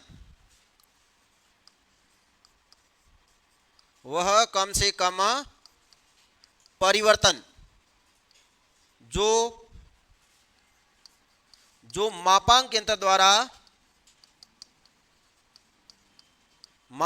द्वारा क्या कर लिया जाता है, सेंस, जिसको अपन कहते हैं अनुभव। तो अगर कम से कम परिवर्तन होगा, वो अनुभव कर लेगा, तो वो एक्यूरेट होगा या नहीं होगा? तो कहते हैं सबसे ज्यादा एक्यूरेट कौन होता है? जिसकी सुग्राह्यता सबसे ज्यादा होती है। और सबसे ज्यादा सुग्राह्यता किसकी होती है? पीएमएमसी की। मापांक यंत्र द्वारा सेंस कर लिया जाता है।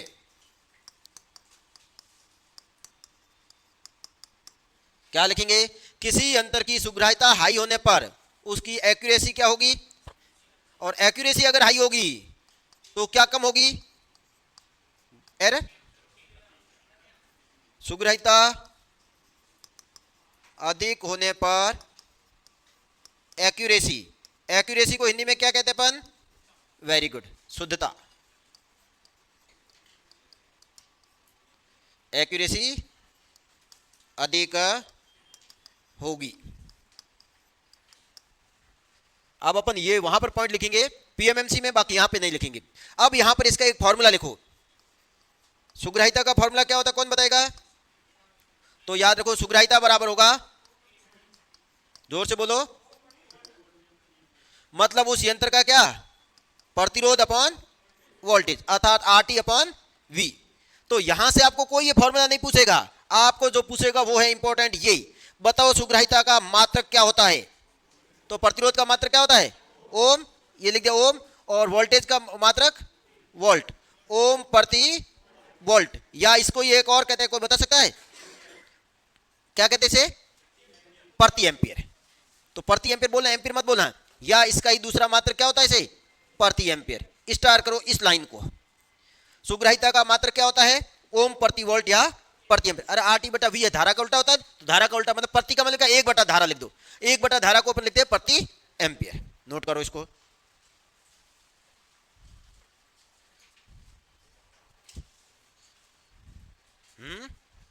एक घंटा हो गया, पता भी नहीं लगा। सब पढ़ तो लोगे ना? आधा घंटा ब्रेक दे दूंगा, फिर वापस स्टार्ट कर देंगे, ठीक है ना? सबके सब खुश हो? ऑनलाइन वाले भी कमेंट कर लो, एक बार बता दो क्या करेंगे आज अपन। आधा घंटा क्लास लेने के बाद वापस क्लास ले सकता हूं, आपको बता दूंगा मैं, ठीक है ना? किसी को अगर प्रॉब्लम हो तो बता देना। पहले 3 घंटे की तो होगी अपनी, उसके बाद क्योंकि क्या होगा, आपके आगे 18-19 को, 19-20 को तो एग्जाम आ गए, तो अपना फिर सिलेबस नहीं हुआ तो ये यहीं पे धरा रह जाएगा।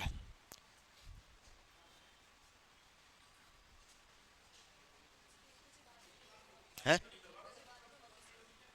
वो आप कहोगे जितने बाद ले लूंगा भले, तो 1 बजे के बाद ले लूं?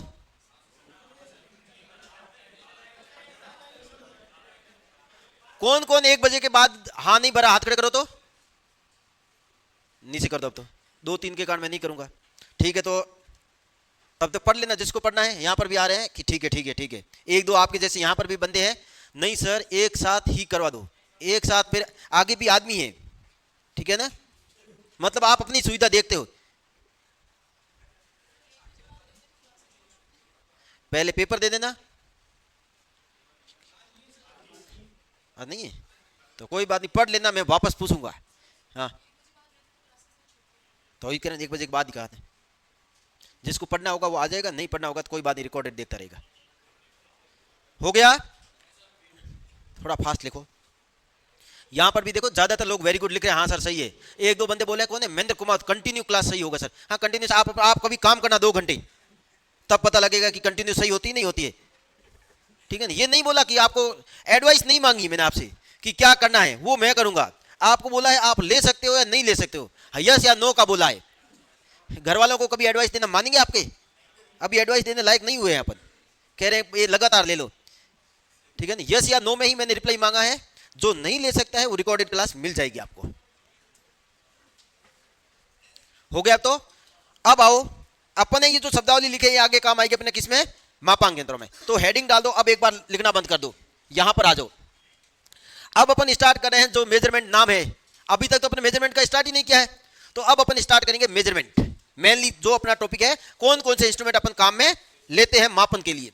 सबसे पहले आप कहोगे देख दो सिंपल करा देंगे, पहला है हेडिंग डाल दो मापांक यंत्र। अब एक बार लिखना वापस बंद कर दो, वापस दूसरी टेबल जो इंपॉर्टेंट है, पहली टेबल कौन सी थी, बल आघूर्ण वाली, दूसरी इंपॉर्टेंट कौन सी है, ये वाली। यहां से डायरेक्ट आपके एग्जाम में क्वेश्चन मिलेंगे।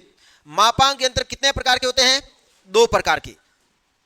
कौन कौन से होते हैं, ये जो प्राथमिक बोल रहे हो ना, ये वास्तव में तो वर्ड गलत है, लेकिन क्या किया बुकों ने धीरे धीरे धीरे धीरे प्राथमिक बना दिया। लेकिन प्राथमिक का मतलब ही नहीं होता है, सही नाम होता परम। परम जिसमें वे उपकरण जिसमें कोई त्रुटि ही नहीं होती है उसे कहते हैं परम उपकरण। इसका क्या मतलब हुआ प्राथमिक का, इसको द्वितीयक था तो इसको जबरदस्ती क्या बना दिया, प्राथमिक। इसका अपन भी प्राथमिक लिखेंगे। बाकी सही वर्ड अगर क्या है, आपने देखा हो तो 2023 का शायद यूपीपीसीएल का पेपर था जिसमें ऑप्शन दोनों थे, ए था प्राथमिक व द्वितीयक और सी था परम व द्वितीयक। तो ऑप्शन किसको सही माना था, और वास्तव में नाम ही परम ही है इसका। तो फिर भी आप भी लिख दो, क्योंकि आप देख लेना अपना सही वर्ड इसका इंग्लिश में है क्या, एब्सोल्यूट। परम उपकरण कह दो, या इसी को ही अपन लिख दो आप भी, नहीं तो और कहोगे 2 दिन के बाद सर प्राथमिक यंत्र हमारे को नहीं कराए। तो इसी यंत्र का अन्य नाम क्या होता है, प्राथमिक यंत्र। दूसरे होते हैं अपने कौन से, सेकेंडरी यंत्र, द्वितीयक यंत्र। अपन कौन से पढ़ेंगे, जो प्रैक्टिकली पॉसिबल है। जो काल्पनिक यंत्र है वो कभी पढ़े जाते हैं क्या, वो पढ़े नहीं जाते। क्या पढ़ोगे उसमें, काल्पनिक यंत्रों में क्या पढ़ोगे, जो कल्पना करते हो। कल्पना कितनी सही होती है आपको खुद को पता ही है, हैं? हाँ सही होती है, रात को सोते हो तो कल्पना आती नहीं आती है? कल्पना नहीं, कल्पना ही बोला मैंने, आपके दिमाग में आ गया कल्पना, तो फिर आज भी नींद नहीं लोगे। ये हो सकता है हमारे आ जाए और निकल जाए फिर, है क्या, जिसको अपन कहते हैं अपनी भाषा में क्या कहते हैं, क्या कहती तू बता, क्या कहती है? अरे जोर से बोल दे, खाना खा गया, ये कुछ ट्रिपल लाइन इसको खाना खिला दे फिर बोलेगी। क्या बोलती है बता, आते हैं कभी सपने, नहीं आते? ऐसे तो हो ही नहीं सकता है, सपने आते हैं ऐसे ऐसे कि है, ऐसे ऐसे आते हैं। सुबह उठते हैं, बाहर सोते हैं, वैसे भी गांव के लोग सुबह उठते हैं तो होठ पूरे रेत से भरे हुए मिलते हैं, हैं? नहीं आते सपने, ईमानदारी से बोलना, हैं? आते हैं ना, सुबह उठते हैं तो पूरे बाल वो रेत पे भरे पड़े हैं और देखते हैं यार कहाँ पर भटक गए, अब नींद भी नहीं आ रही, और तो वही है काल्पनिक। तो इसको उसको अब क्या पढ़ोगे आप, क्या पढ़ोगे उसको, क्या पढ़ पाओगे आप, नहीं, तो केवल कल्पना कर दो। अर्थात अपन लिखेंगे वे यंत्र जिसमें किसी प्रकार की त्रुटि नहीं होती। और आप कहोगे सर इसमें तो त्रुटियां ही त्रुटियां होती है, कहाँ कितना सही चल रहा था, इससे बढ़िया नींद में ही सोते रहते हैं। तो लिख दो भले ही, बाकी इसकी डेफिनेशन आज तक एग्जाम में कोई नहीं पूछ रखी है, लिख दो भले ही, वे यंत्र जिसका उपयोग दूसरे यंत्रों के कैलिब्रेशन के लिए किया जाता है उसे अपन प्राथमिक यंत्र कहते हैं। ये सही डेफिनेशन लिख दो। क्या बोला मैंने, क्योंकि देखो मैं आपको सर कैलिब्रेशन का मतलब क्या है, देखो जैसे मैं मेरा घर बनाता हूं तो सबसे पहले क्या करता हूं, 1-2 घर के नक्शे देखता हूं, नहीं देखता हूं, हाँ उसके जैसा क्या 100% वैसा बन जाएगा, नहीं, तो वो तो था मेरा वास्तविक परम, और उसके द्वारा मैंने मेरा यंत्र बनाया है, तो ये उसकी तुलना, कैलिब्रेशन का मतलब क्या था, तुलना करना, समझ आओगे आप। तो वे यंत्र जिसका उपयोग कैलिब्रेशन के लिए किया जाता है उसे क्या कहेंगे अपन, प्राथमिक यंत्र। वे यंत्र जिसका उपयोग किसके लिए किया जाता है, कैलिब्रेशन। अब कैलिब्रेशन का मतलब समझ गए या नहीं समझे, लिख देना भले, क्या, तुलना। वे यंत्र जिसका उपयोग कैलिब्रेशन के लिए किया जाता है उसे क्या कहेंगे अपन, किया जाता है उसे क्या कहते हैं अपन, प्राथमिक उपकरण कहते हैं, उसे प्राथमिक उपकरण कहते हैं। कोई डेफिनेशन नहीं पूछेगा, पूछेगा इसका उदाहरण बताओ, प्राथमिक उपकरण का कोई उदाहरण है तो याद रखो केवल एक ही आपको, तो क्या याद रखोगे, टेंजेंट गैल्वेनोमीटर। इसका डायग्राम याद है आपको, डायग्राम एक बार क्वेश्चन ऐसे सिंबल में पूछ रखा है, बताओ ये दिया गया डायग्राम किसका है, तो टेंजेंट गैल्वेनोमीटर का एक तो थोड़ा सा डायग्राम याद रखना, बाकी है कौन सा अपना टेंजेंट गैल्वेनोमीटर। सबसे ज्यादा क्वेश्चन पूछ रखा है, किस प्रकार का यंत्र होता है टेंजेंट गैल्वेनोमीटर, जिसको हिंदी में क्या कहते हैं, टेंजेंट को क्या कहते हैं? स्पर्श। और गैल्वेनोमीटर को गैल्वेनोमीटर। तो याद रह जाएगा, प्राथमिक का उदाहरण क्या है आपके सामने? Tangent galvanometer. आपको केवल एक याद रखना, बाकी कोई याद रखने की जरूरत नहीं है। टेंजेंट गैल्वेनोमीटर किस प्रकार का यंत्र होता है? प्राथमिक। लगभग आप देख लेना, ये आज तक कितनी बार एग्जाम में पूछ रखा है। कैसे पूछ रखा? निम्न में से कौन सा सेकेंडरी प्रकार का यंत्र नहीं है? तो भी यही होगा। निम्न में से कौन सा परम उपकरण है? तो भी यही है। या टेंजेंट गैल्वेनोमीटर एक किस प्रकार का उपकरण है? तो भी यही है। हो जाएगा। नेक्स्ट आओ बात करते हैं अपन सेकेंडरी। सेकेंडरी कौन से अपने? तो ये यंत्र होता है, ये वापस दो प्रकार के होते हैं। कौन कौन से होते हैं, कोई बता सकता है? अब मैं थोड़ा सा इसको और एक्सप्लेन के साथ लिखूंगा। ये यंत्र अपने वापस दो प्रकार के होते हैं। एक होते हैं अपने कौन से? बोलो। एनालॉग। एक होते हैं अपने डिजिटल। आप कहोगे ये क्यों लिखा है? क्योंकि क्वेश्चन आता है सबसे ज्यादा एक्यूरेट यंत्र कौन से होते हैं। तो एक होते हैं कौन से आपके? तो ये दो प्रकार के होते हैं। एक होता है आपका डिजिटल यंत्र। मेरे ख्याल से ये बताने की आपको जरूरत भी नहीं है। डिजिटल यंत्र कौन से होते हैं आप बताओ?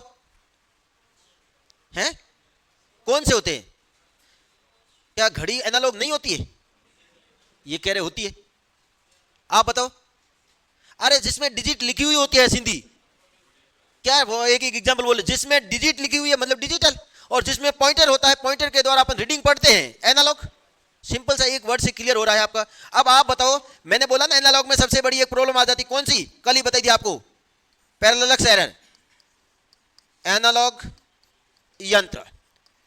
एनालॉग यंत्र वे यंत्र होता है जिसमें पॉइंटर होता है और पॉइंटर के द्वारा अपन रीडिंग पढ़ते हैं, वो तो होते हैं अपने एनालॉग। डिजिटल में डायरेक्ट डिजिट लिखी होती है, डिजिट अपने को पढ़नी इजी रहती है। और घड़ी देखी नहीं आपने, उसमें आपको कभी कभार तो क्या होता है, टाइम पढ़ना भी नहीं आता है। तो यहां पर लिखो, इसके एक पॉइंट लिख दो। क्या लिखेंगे? सबसे ज्यादा क्या? एक्यूरेसी। एग्जाम में आता कैसे? निम्न में से सबसे ज्यादा एक्यूरेसी किस यंत्रों की होती है? तो ऑप्शन में मिलेगा डिजिटल यंत्रों की, एनालॉग यंत्रों की, इलेक्ट्रिकल उपकरणों की, या इलेक्ट्रॉनिक्स उपकरणों की। तो किसकी मानी जाएगी? सबसे ज्यादा एक्यूरेसी का मतलब समझे नहीं समझे? सबसे कम एरर होती है, सबसे कम त्रुटि होती है किसमें? डिजिटल यंत्रों में। अब आओ अपन लिखते हैं दूसरा। कौन सा है आपका? एनालॉग। ये यंत्र होता है वापस तीन प्रकार का होता है। वापस कितने प्रकार का होता है? तीन प्रकार का। कौन कौन सा होता है? तो आ जाओ यहां पर। एक जिसमें पॉइंटर होता है और पॉइंटर में विक्षेप के कारण क्या देते हैं? रीडिंग देते हैं, उसे क्या कहते हैं? डिफ्लेक्टिंग टाइप उपकरण। दूसरे होते हैं कौन से? रिकॉर्डिंग। और तीसरे होते हैं कौन से? इंटीग्रेटिंग, जिसे अपन कहते हैं समाकलन प्रकार के उपकरण।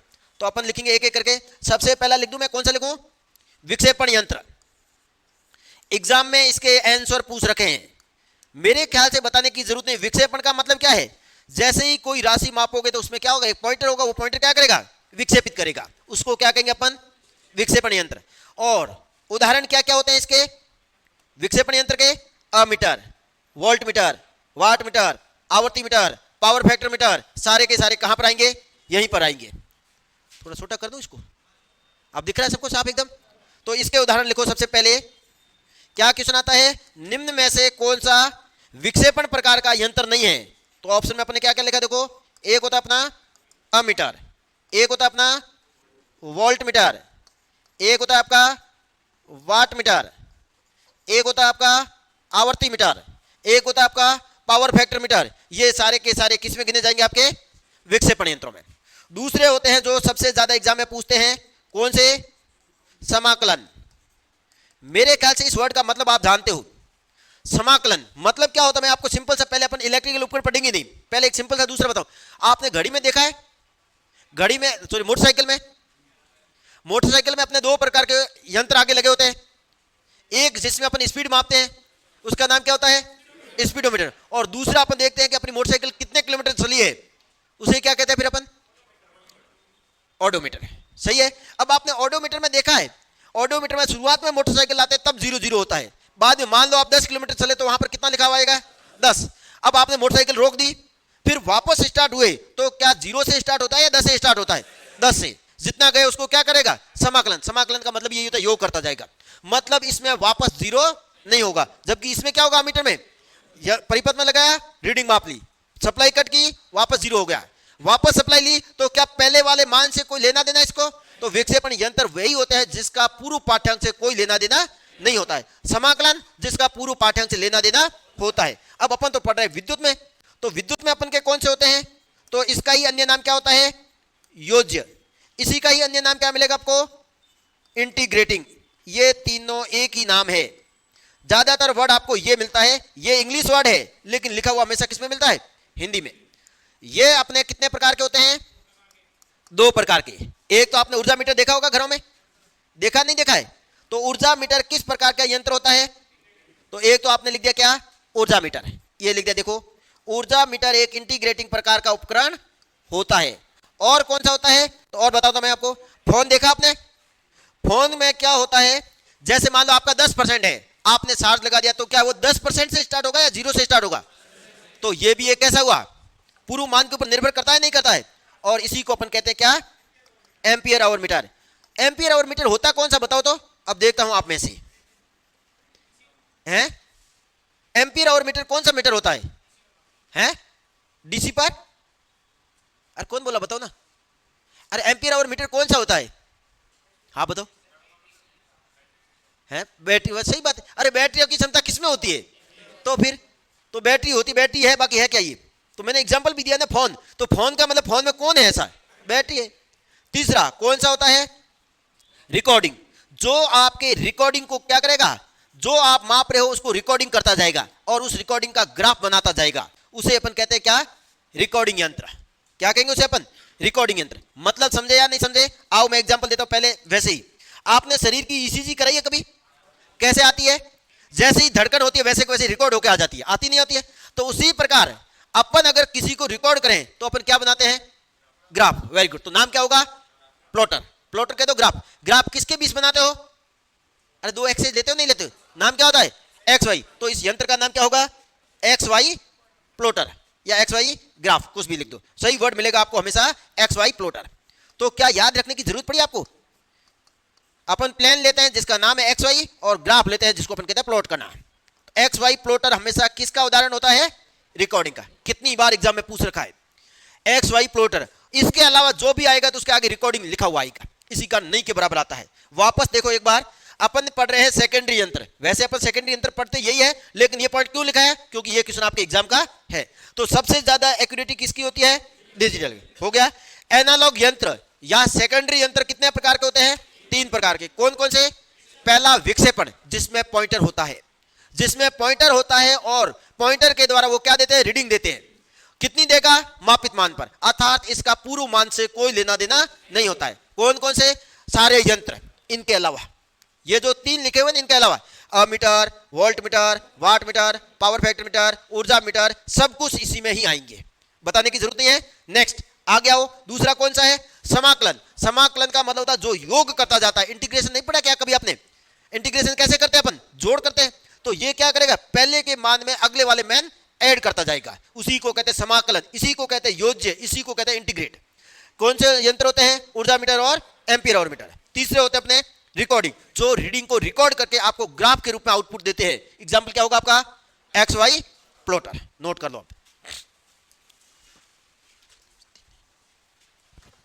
वापस एक बहुत इंपॉर्टेंट टेबल,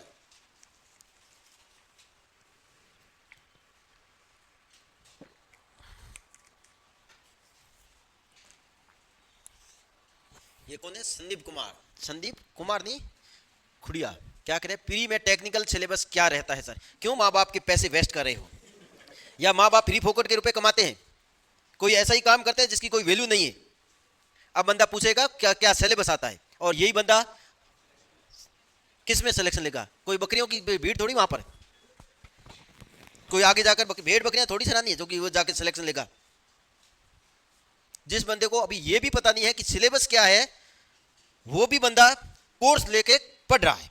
शर्म आनी चाहिए ऐसे लोगों को, पर ऐसे लोग होते हैं जो माँ बाप पैसे वैसे वैसे ही आते हैं। या तो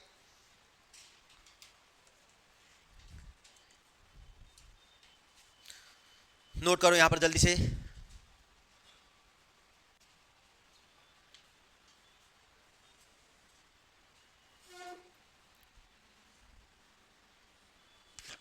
मैं जॉब पर जाता हूं, प्लीज अभी ले लीजिए। तू जॉब पर जाता है और मैं फ्री बैठा हूं यहां पर, वाह गजब आदमी यार। मतलब कहते हुए भी शर्म नहीं आ रही। तेरी जॉब क्या होगी, ज्यादा से ज्यादा 2000 रुपए की कहीं जाता होगा।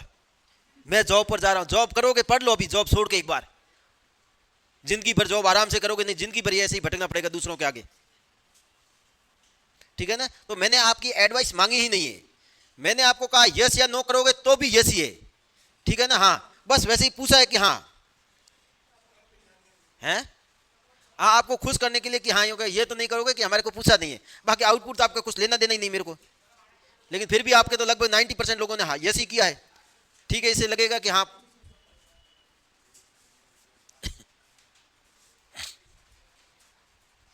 Important table, most important table, star करके इसको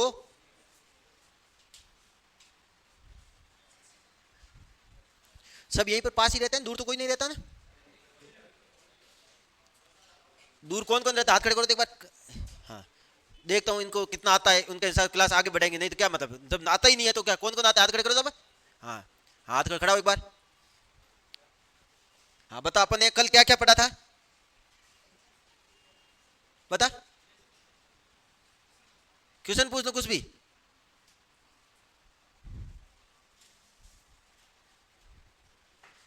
प्रेरकत्व को मापने के लिए कौन कौन से ब्रिज काम में लेते हैं, तेरे को सिंपल सा ही पूछो, ज्यादा हार्ड भी नहीं जाऊंगा।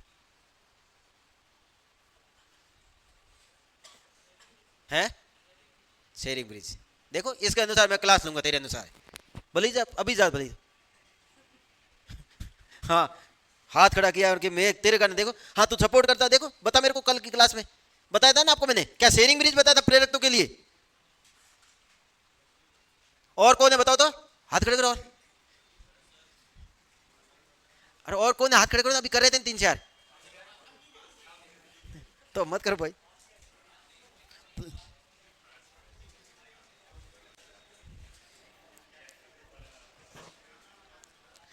जब आप मेरे को सपोर्ट करते ही नहीं हो तो मैं क्यों करूं बताओ।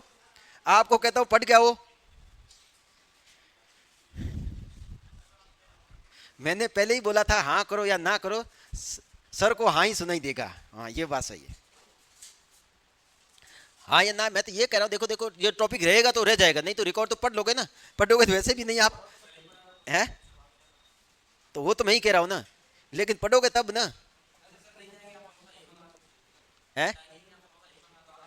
मैं समोसा मंगाऊं, मेरे कोई जिम्मेदारी है कि पढ़ो ही पढ़ो आप, उस खुशी में बाद मिलेगा तब करेंगे ना, पहले ही करने बाद में पता लगा कि वैसे ही रह गए, आप तो वापस देने वाले हो नहीं है, मैं तो हो गया कंगाल है, आप तो वापस देने वाले हो नहीं कोई।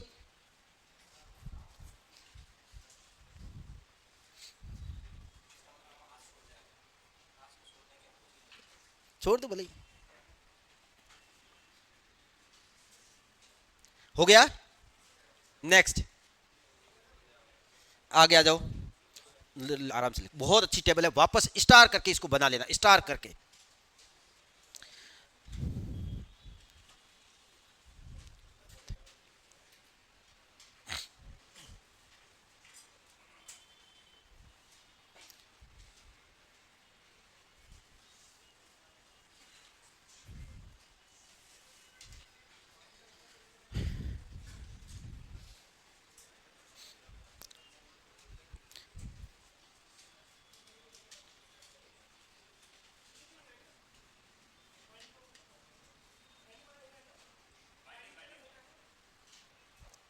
पहले अब टाइम नहीं है भाई,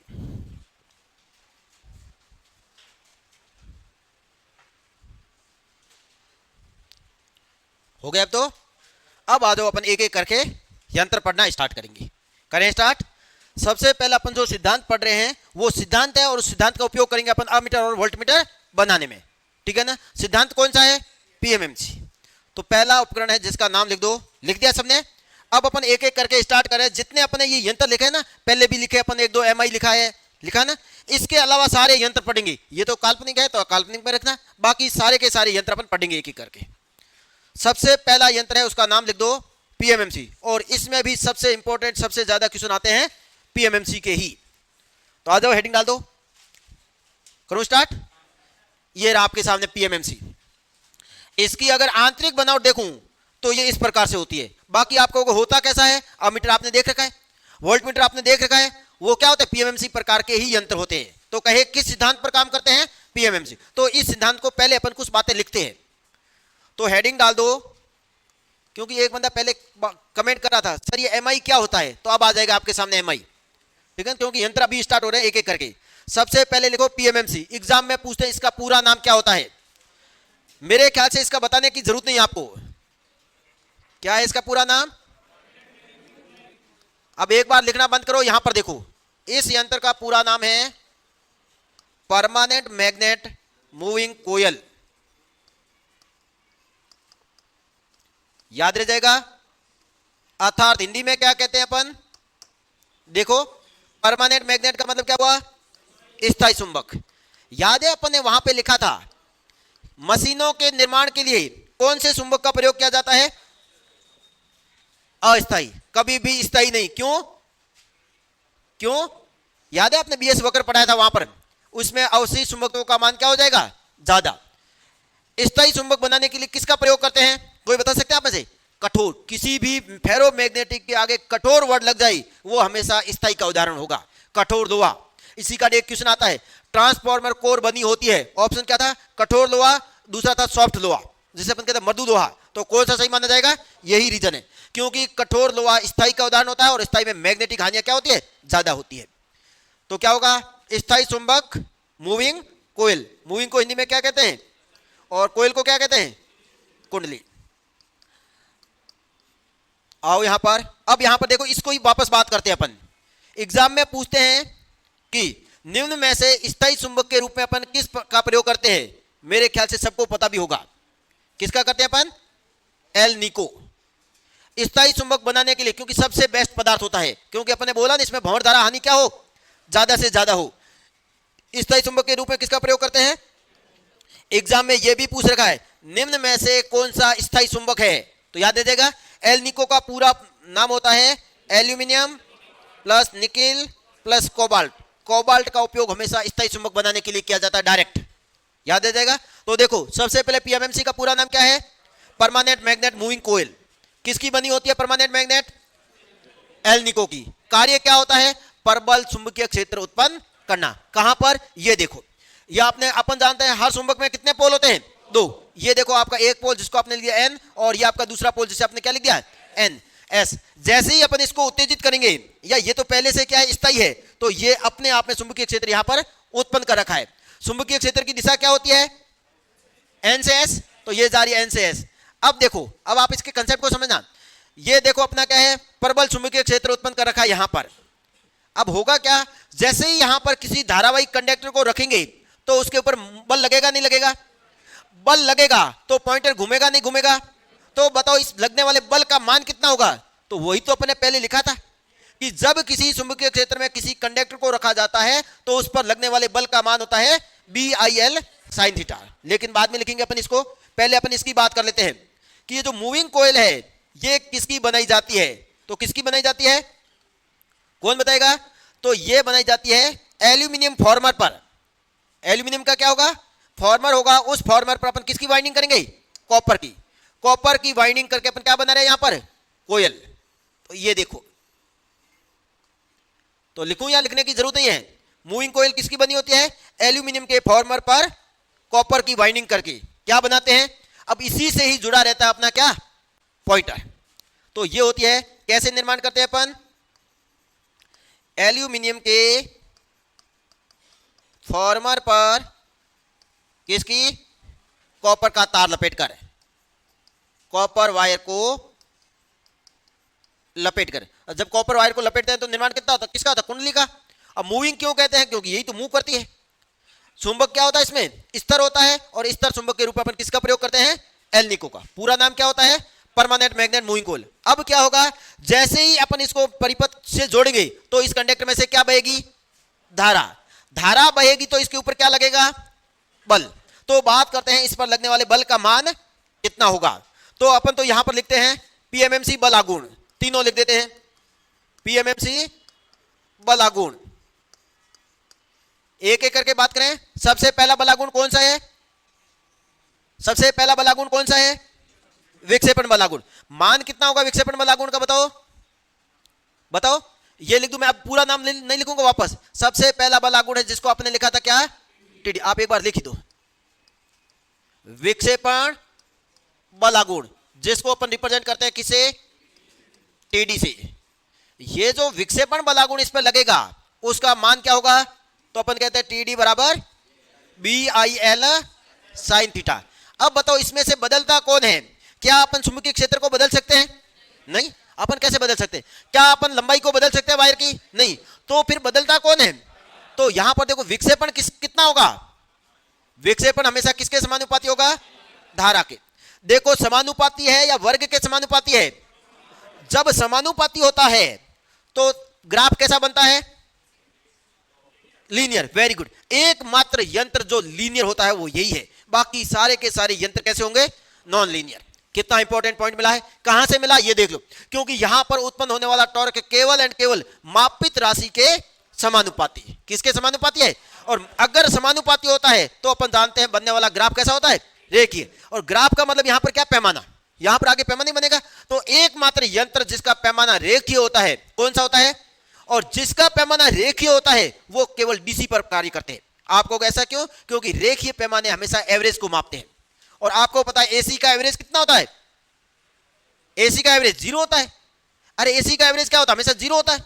तो एसी में अपन एवरेज क्या मापेंगे, तो एवरेज हमेशा किसका मापा जाता है, डीसी का। तो एकमात्र यंत्र जो डीसी पर कार्य करता है वो भी कौन सा आपका, पीएमएमसी। तो लिख दूं यहां पर दो बातें, वैसे मैं इसको बाद में आपको तो वापस लिखूंगा मुख्य बिंदु करके, लेकिन ये यहां पे समझा दिया है।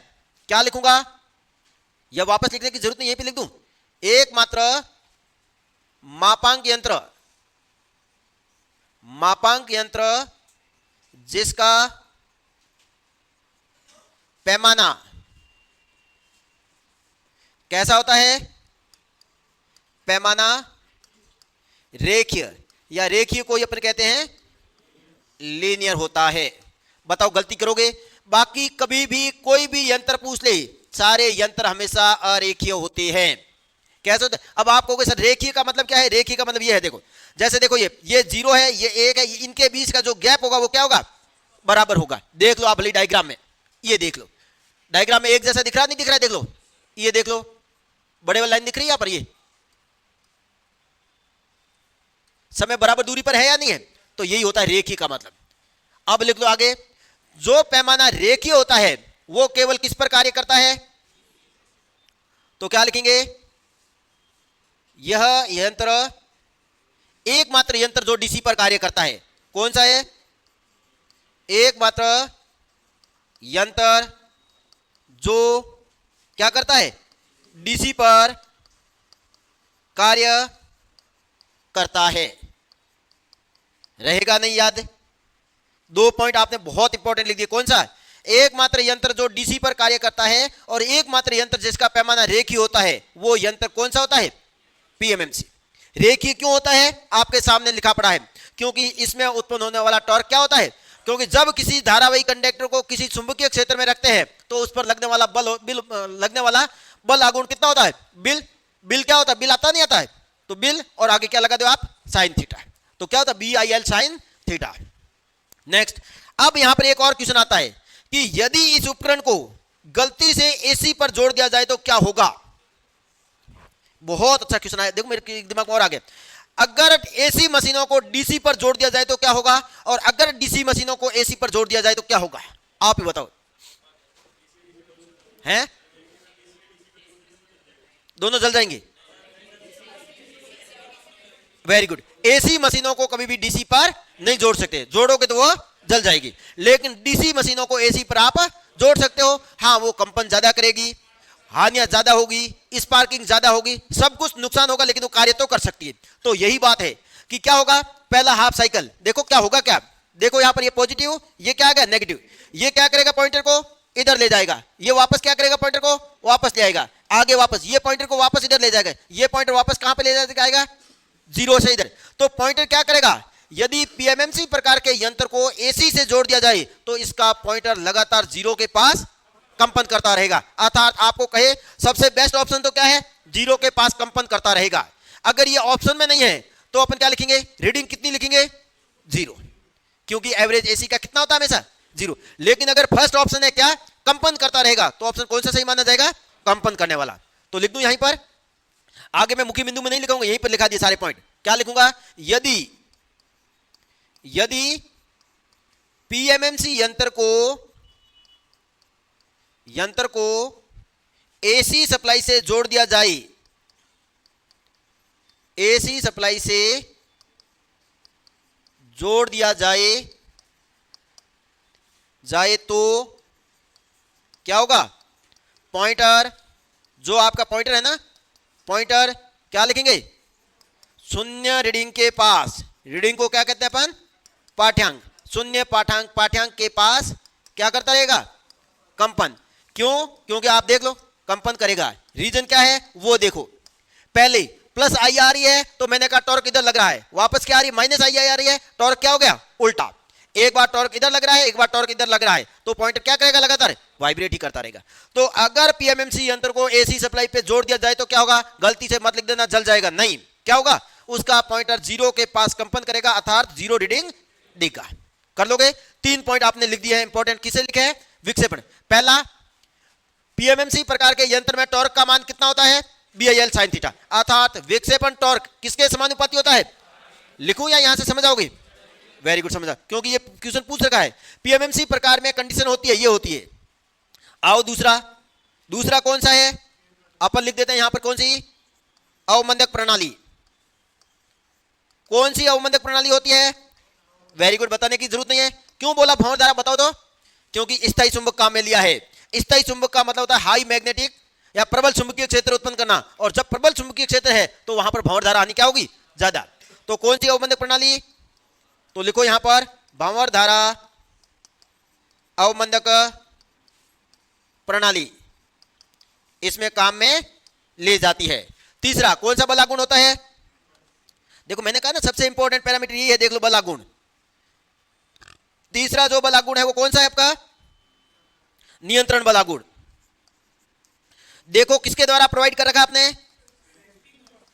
नियंत्रण बलागुण। देख लो आप खुद ही, ये रहा आपके सामने, क्या लगा रखे देख लो। और कितने हैं स्प्रिंग? एक है अपर कंट्रोल और दूसरा है अपना लोअर कंट्रोल। तो यहां पे लिख दूं मैं, नियंत्रण बलागुण स्प्रिंग के द्वारा प्रदान, स्प्रिंग कोष्टक में लिख दूं, संख्या कितनी होती है? 2। एकमात्र यंत्र जिसमें 2 स्प्रिंग होते हैं, बाकी सब में कितने होंगे? 1। नियंत्रण बलागुण किसके द्वारा? स्प्रिंग के द्वारा प्रदान किया जाता है। अब दोनों स्प्रिंग देखो एक दूसरे के उल्टे रेप कर रखे हैं, दिख रहे हैं आपको? देखा होगा डायग्राम में, ये देखो, ये किस दिशा में? इस दिशा में। ये किस दिशा में? इस दिशा में। तो मतलब क्या है? पीएमएमसी प्रकार के मीटर में यदि एक स्प्रिंग टूट जाए तो बताओ मीटर कितना रीडिंग देगा? 0। क्यों? क्योंकि विक्षेपण टॉर्क तो 0 हो जाएगा। आप कहोगे सर 0 क्यों होगा? अरे आई का मान 0 हो गया। किसका मान 0 हो गया? आई का मान 0 हो गया। आई का मान 0 होगा, टॉर्क क्या होता है? BIL sin theta. तो आई 0 तो टॉर्क कितना हो गया? 0। तो TD तो 0 हो गया, लेकिन अपना एक स्प्रिंग पड़ा है, उस स्प्रिंग का कार्य क्या होता है? 0 पर लाना। तो वो दूसरा स्प्रिंग है, उसको कहां पे ले आएगा? बाकी सभी यंत्रों में अगर स्प्रिंग टूट जाए तो पॉइंटर कहां पे जाएगा? अनंत पर। इसमें कहां पे आएगा? तो लिख दूं यहां पर, क्या लिखूंगा? इसमें यदि एक स्प्रिंग टूट जाए तो पॉइंटर कितनी रीडिंग देगा? 0।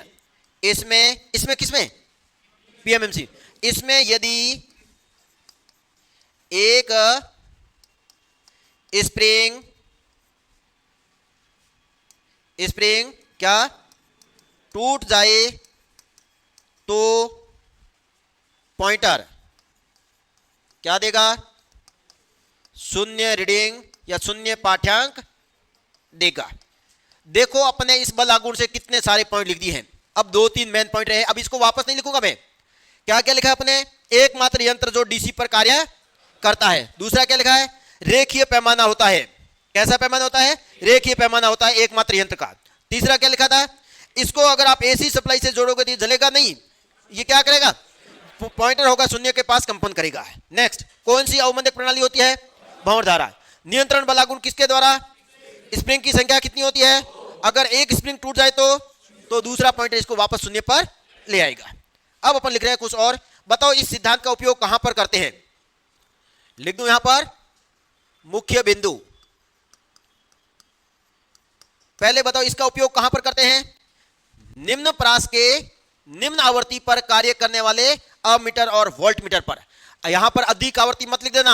हाई फ्रीक्वेंसी पर कार्य करने वाले यंत्र कौन से होते हैं, कोई बता सकते हैं आप ऐसे? तापीय यंत्र। कौन से? अरे जिसमें मैग्नेट नहीं होता है वो ताप पर निर्भर नहीं करेगा, सॉरी आवृत्ति पर निर्भर नहीं करेगा। जिसमें मैग्नेट होगा वो हमेशा आवृत्ति पर निर्भर करेगा। तो हाई फ्रीक्वेंसी की बात हो तो हमेशा क्या लिखोगे? तापीय यंत्र। हाई वोल्टेज की बात होती हो इलेक्ट्रोस्टैटिक वोल्टमीटर, और अगर निम्न वोल्टेज और निम्न आवृत्ति की बात होती हो तो कौन सा लिखेंगे? तो लिखो इस सिद्धांत का उपयोग, यहां पर लिख दो, इसका उपयोग कहां पर करते हैं? निम्न आवृत्ति।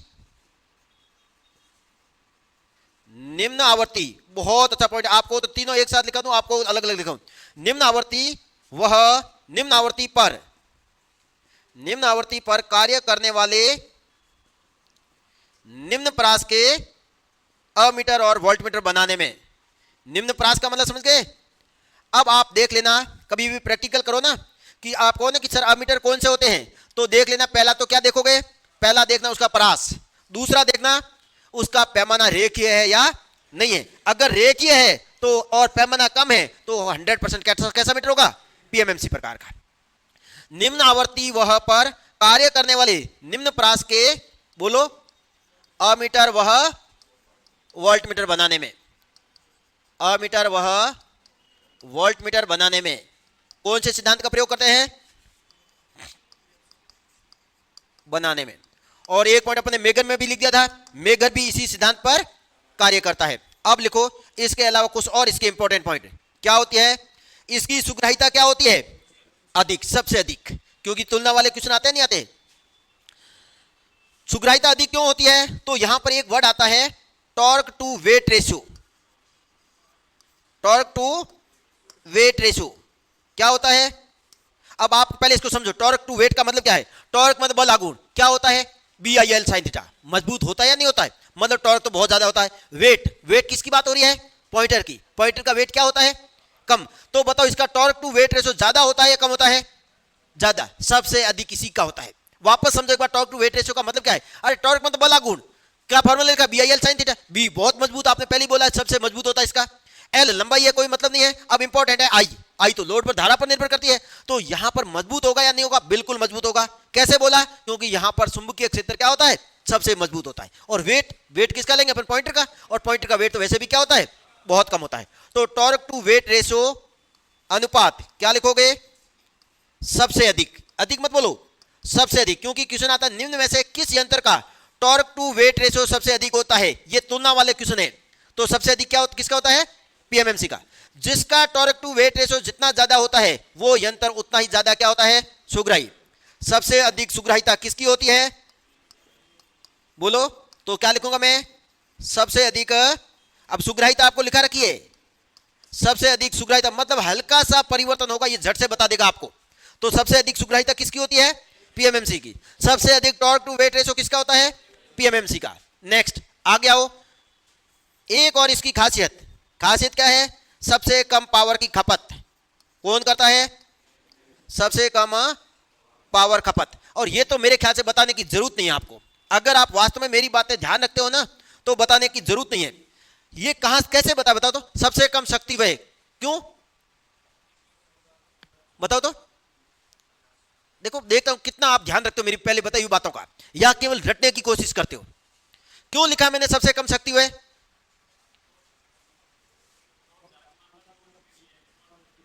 ये नहीं रीजन। अरे मैंने बताया ना, डीसी में हानियां कम होती है, एसी में हानियां ज्यादा होती है कैपेसिटेंस और इंडक्टेंस के कारण। और ये यंत्र तो केवल डीसी पर कार्य करता है, तो हानियां कम होगी नहीं होगी।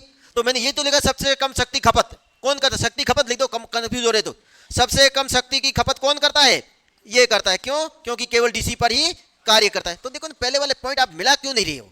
देखो नहीं तो अगर ऐसे रटते रहोगे तो देखो कोई मतलब नहीं रहेगा। क्योंकि मैंने लिखा था एसी ट्रांसमिशन और डीसी ट्रांसमिशन में अंतर, और वहां पे लिखा था डीसी की दक्षता अधिक होती है या डीसी में हानियां कम होती है। हानियां कम होने का मतलब पावर की खपत क्या होगी? डीसी में कम होगी। तो वहीं से तो पॉइंट निकल के आया ये, ठीक है ना। अब ये सारे के सारे पॉइंट यहां पे आप नोट कर लो। और इस सिद्धांत का उपयोग कहां पर करेंगे अपन? अमीटर और वोल्टमीटर में, जो अपन आगे पढ़ेंगे। तो कितना इंपॉर्टेंट यंत्र है आप खुद देख लो, पीएमएमसी।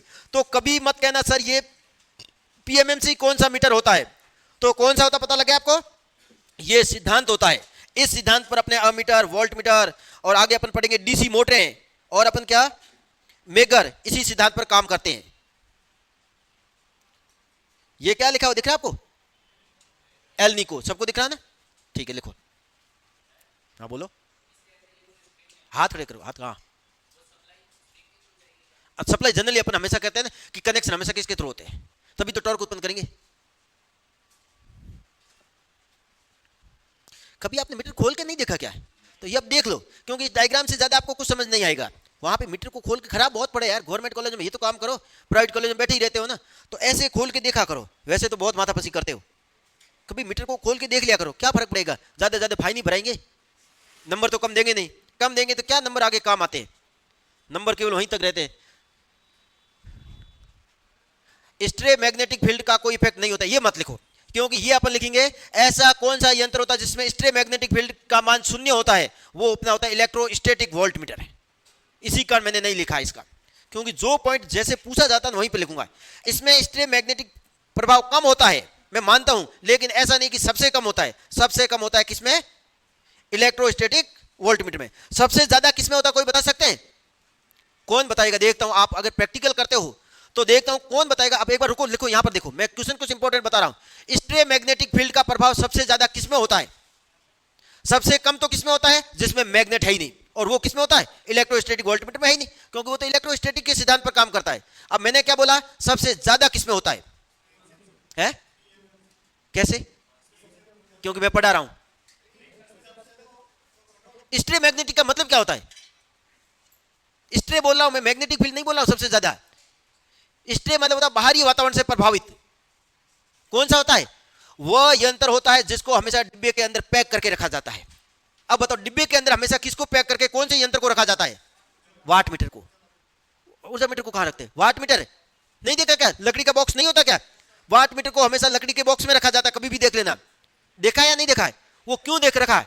क्योंकि अच्छा दिखता है, इसी का रखा। कभी देखा? तो वाट मीटर में सबसे ज्यादा होता है। वाट मीटर में स्ट्रे मैग्नेटिक फील्ड के प्रभाव को कम करने के लिए उसे सदैव बॉक्स के अंदर रखा जाता है। ठीक है ना? तो अपने आप में बहुत अच्छा क्वेश्चन पूछा, जिसने भी पूछा है। किसने पूछा था? रवि ने। बहुत अच्छा क्वेश्चन पूछा था ये। तो आगे लिख देना, या आप लिखो तो अपने हिसाब से लिख देना। स्ट्रे मैग्नेटिक प्रभाव सबसे कम किसमें होता है? वो तो अपन वहां पे लिखेंगे, भूल भी जाऊं तो लिख दो भले अभी, क्योंकि सारे पॉइंट याद नहीं आएंगे। जैसे क्वेश्चन पूछोगे, अभी देखो क्वेश्चन पूछा तो याद आ गया, नहीं पूछोगे तो नहीं आएगा। हाँ, अच्छे क्वेश्चनों को मैं हमेशा जवाब देता, ये क्या करें? सबसे ज्यादा मूविंग आयरन में नहीं, सबसे ज्यादा होता है ईडीएम में, इलेक्ट्रो डायनेमोमीटर वाट मीटर में। हो गया? ये दो ही लाइन थी बात की, क्या था इसमें? सबसे लिस्ट होता है, होता ही नहीं है, लिस्ट नहीं होता ही नहीं है, वो होता है आपका इलेक्ट्रोस्टैटिक वोल्ट मीटर में। यहां पे लिखा, यहां पे लिखो, अगर लिखना ही है ना तो यहां पे लिख दो। इसमें लिखा नहीं है, कहां लिखा आपने? इलेक्ट्रोस्टैटिक वोल्ट मीटर कहां लिखा था आपने? कहीं लिखा नहीं था? हाँ, ये रहा। इसमें लिख दो, यहां पर नोट लगा के आप नीचे लिख देना भले। यहां पे लिख दो मैं, ये लिख दो इलेक्ट्रो सॉरी स्ट्रे मैग्नेटिक प्रभाव। ये क्वेश्चन एग्जाम का है। स्ट्रे मैग्नेटिक प्रभाव नगण्य लिख दो भले, यहां पर जहां आपने टेबल बनाई थी ना, उस टेबल में लिख दो। स्ट्रे मैग्नेटिक प्रभाव नगण्य किसमें होता है? इलेक्ट्रो स्टैटिक वोल्टमीटर में। सबसे ज्यादा कोई हानि बहुत कम पूछी जाती है। लिख दिया? अब अपना आगे आ जाओ, नोट करो। अरे ये तो लिखना क्या, रुको, कौन कह रहा है रुकने के लिए? लिख दो ना, अभी पढ़ना आता है आपने, बस एक ही सीख लिया, रुको नोट करो।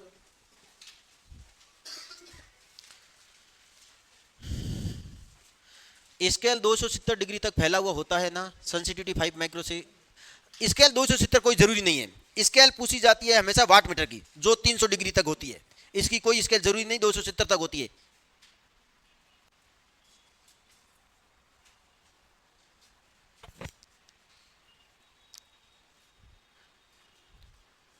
अब आगे गलती से मेरे को कोई मत पूछना सर पीएमएमसी कौन सा मीटर होता है।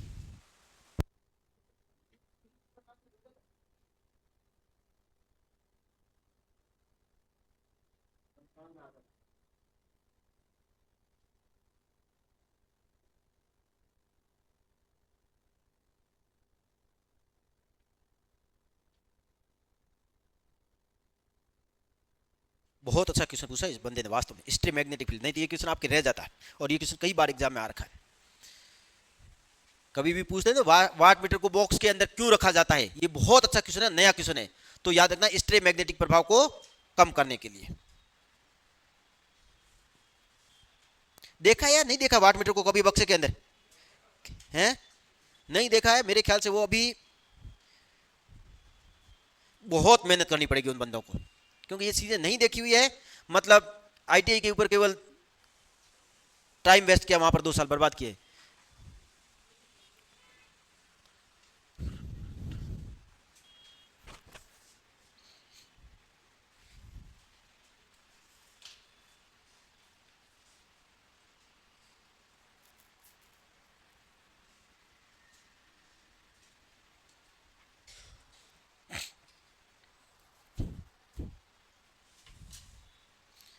मजा आ रहा है ना सबको? बोर तो नहीं हो रहे कोई?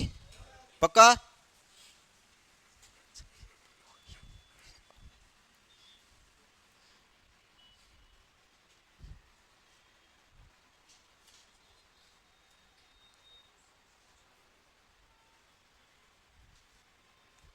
सर मैं वही हूं जो आज आया नहीं हूं। कौन है आया नहीं रही? तभी उसने देखो आंसर उल्टा दिया था। इसने क्या बोला था? स्टे मैग्नेटिक फील्ड किसमें शून्य होता है? पीएमएमसी में। हाँ, आंसर तो उल्टा दिया ना, लेकिन पॉइंट बहुत अच्छा, अपने को क्वेश्चन मिल गया अच्छे। मिले या नहीं मिले? अपने को कोई बंद पॉइंट अच्छे मिल गए।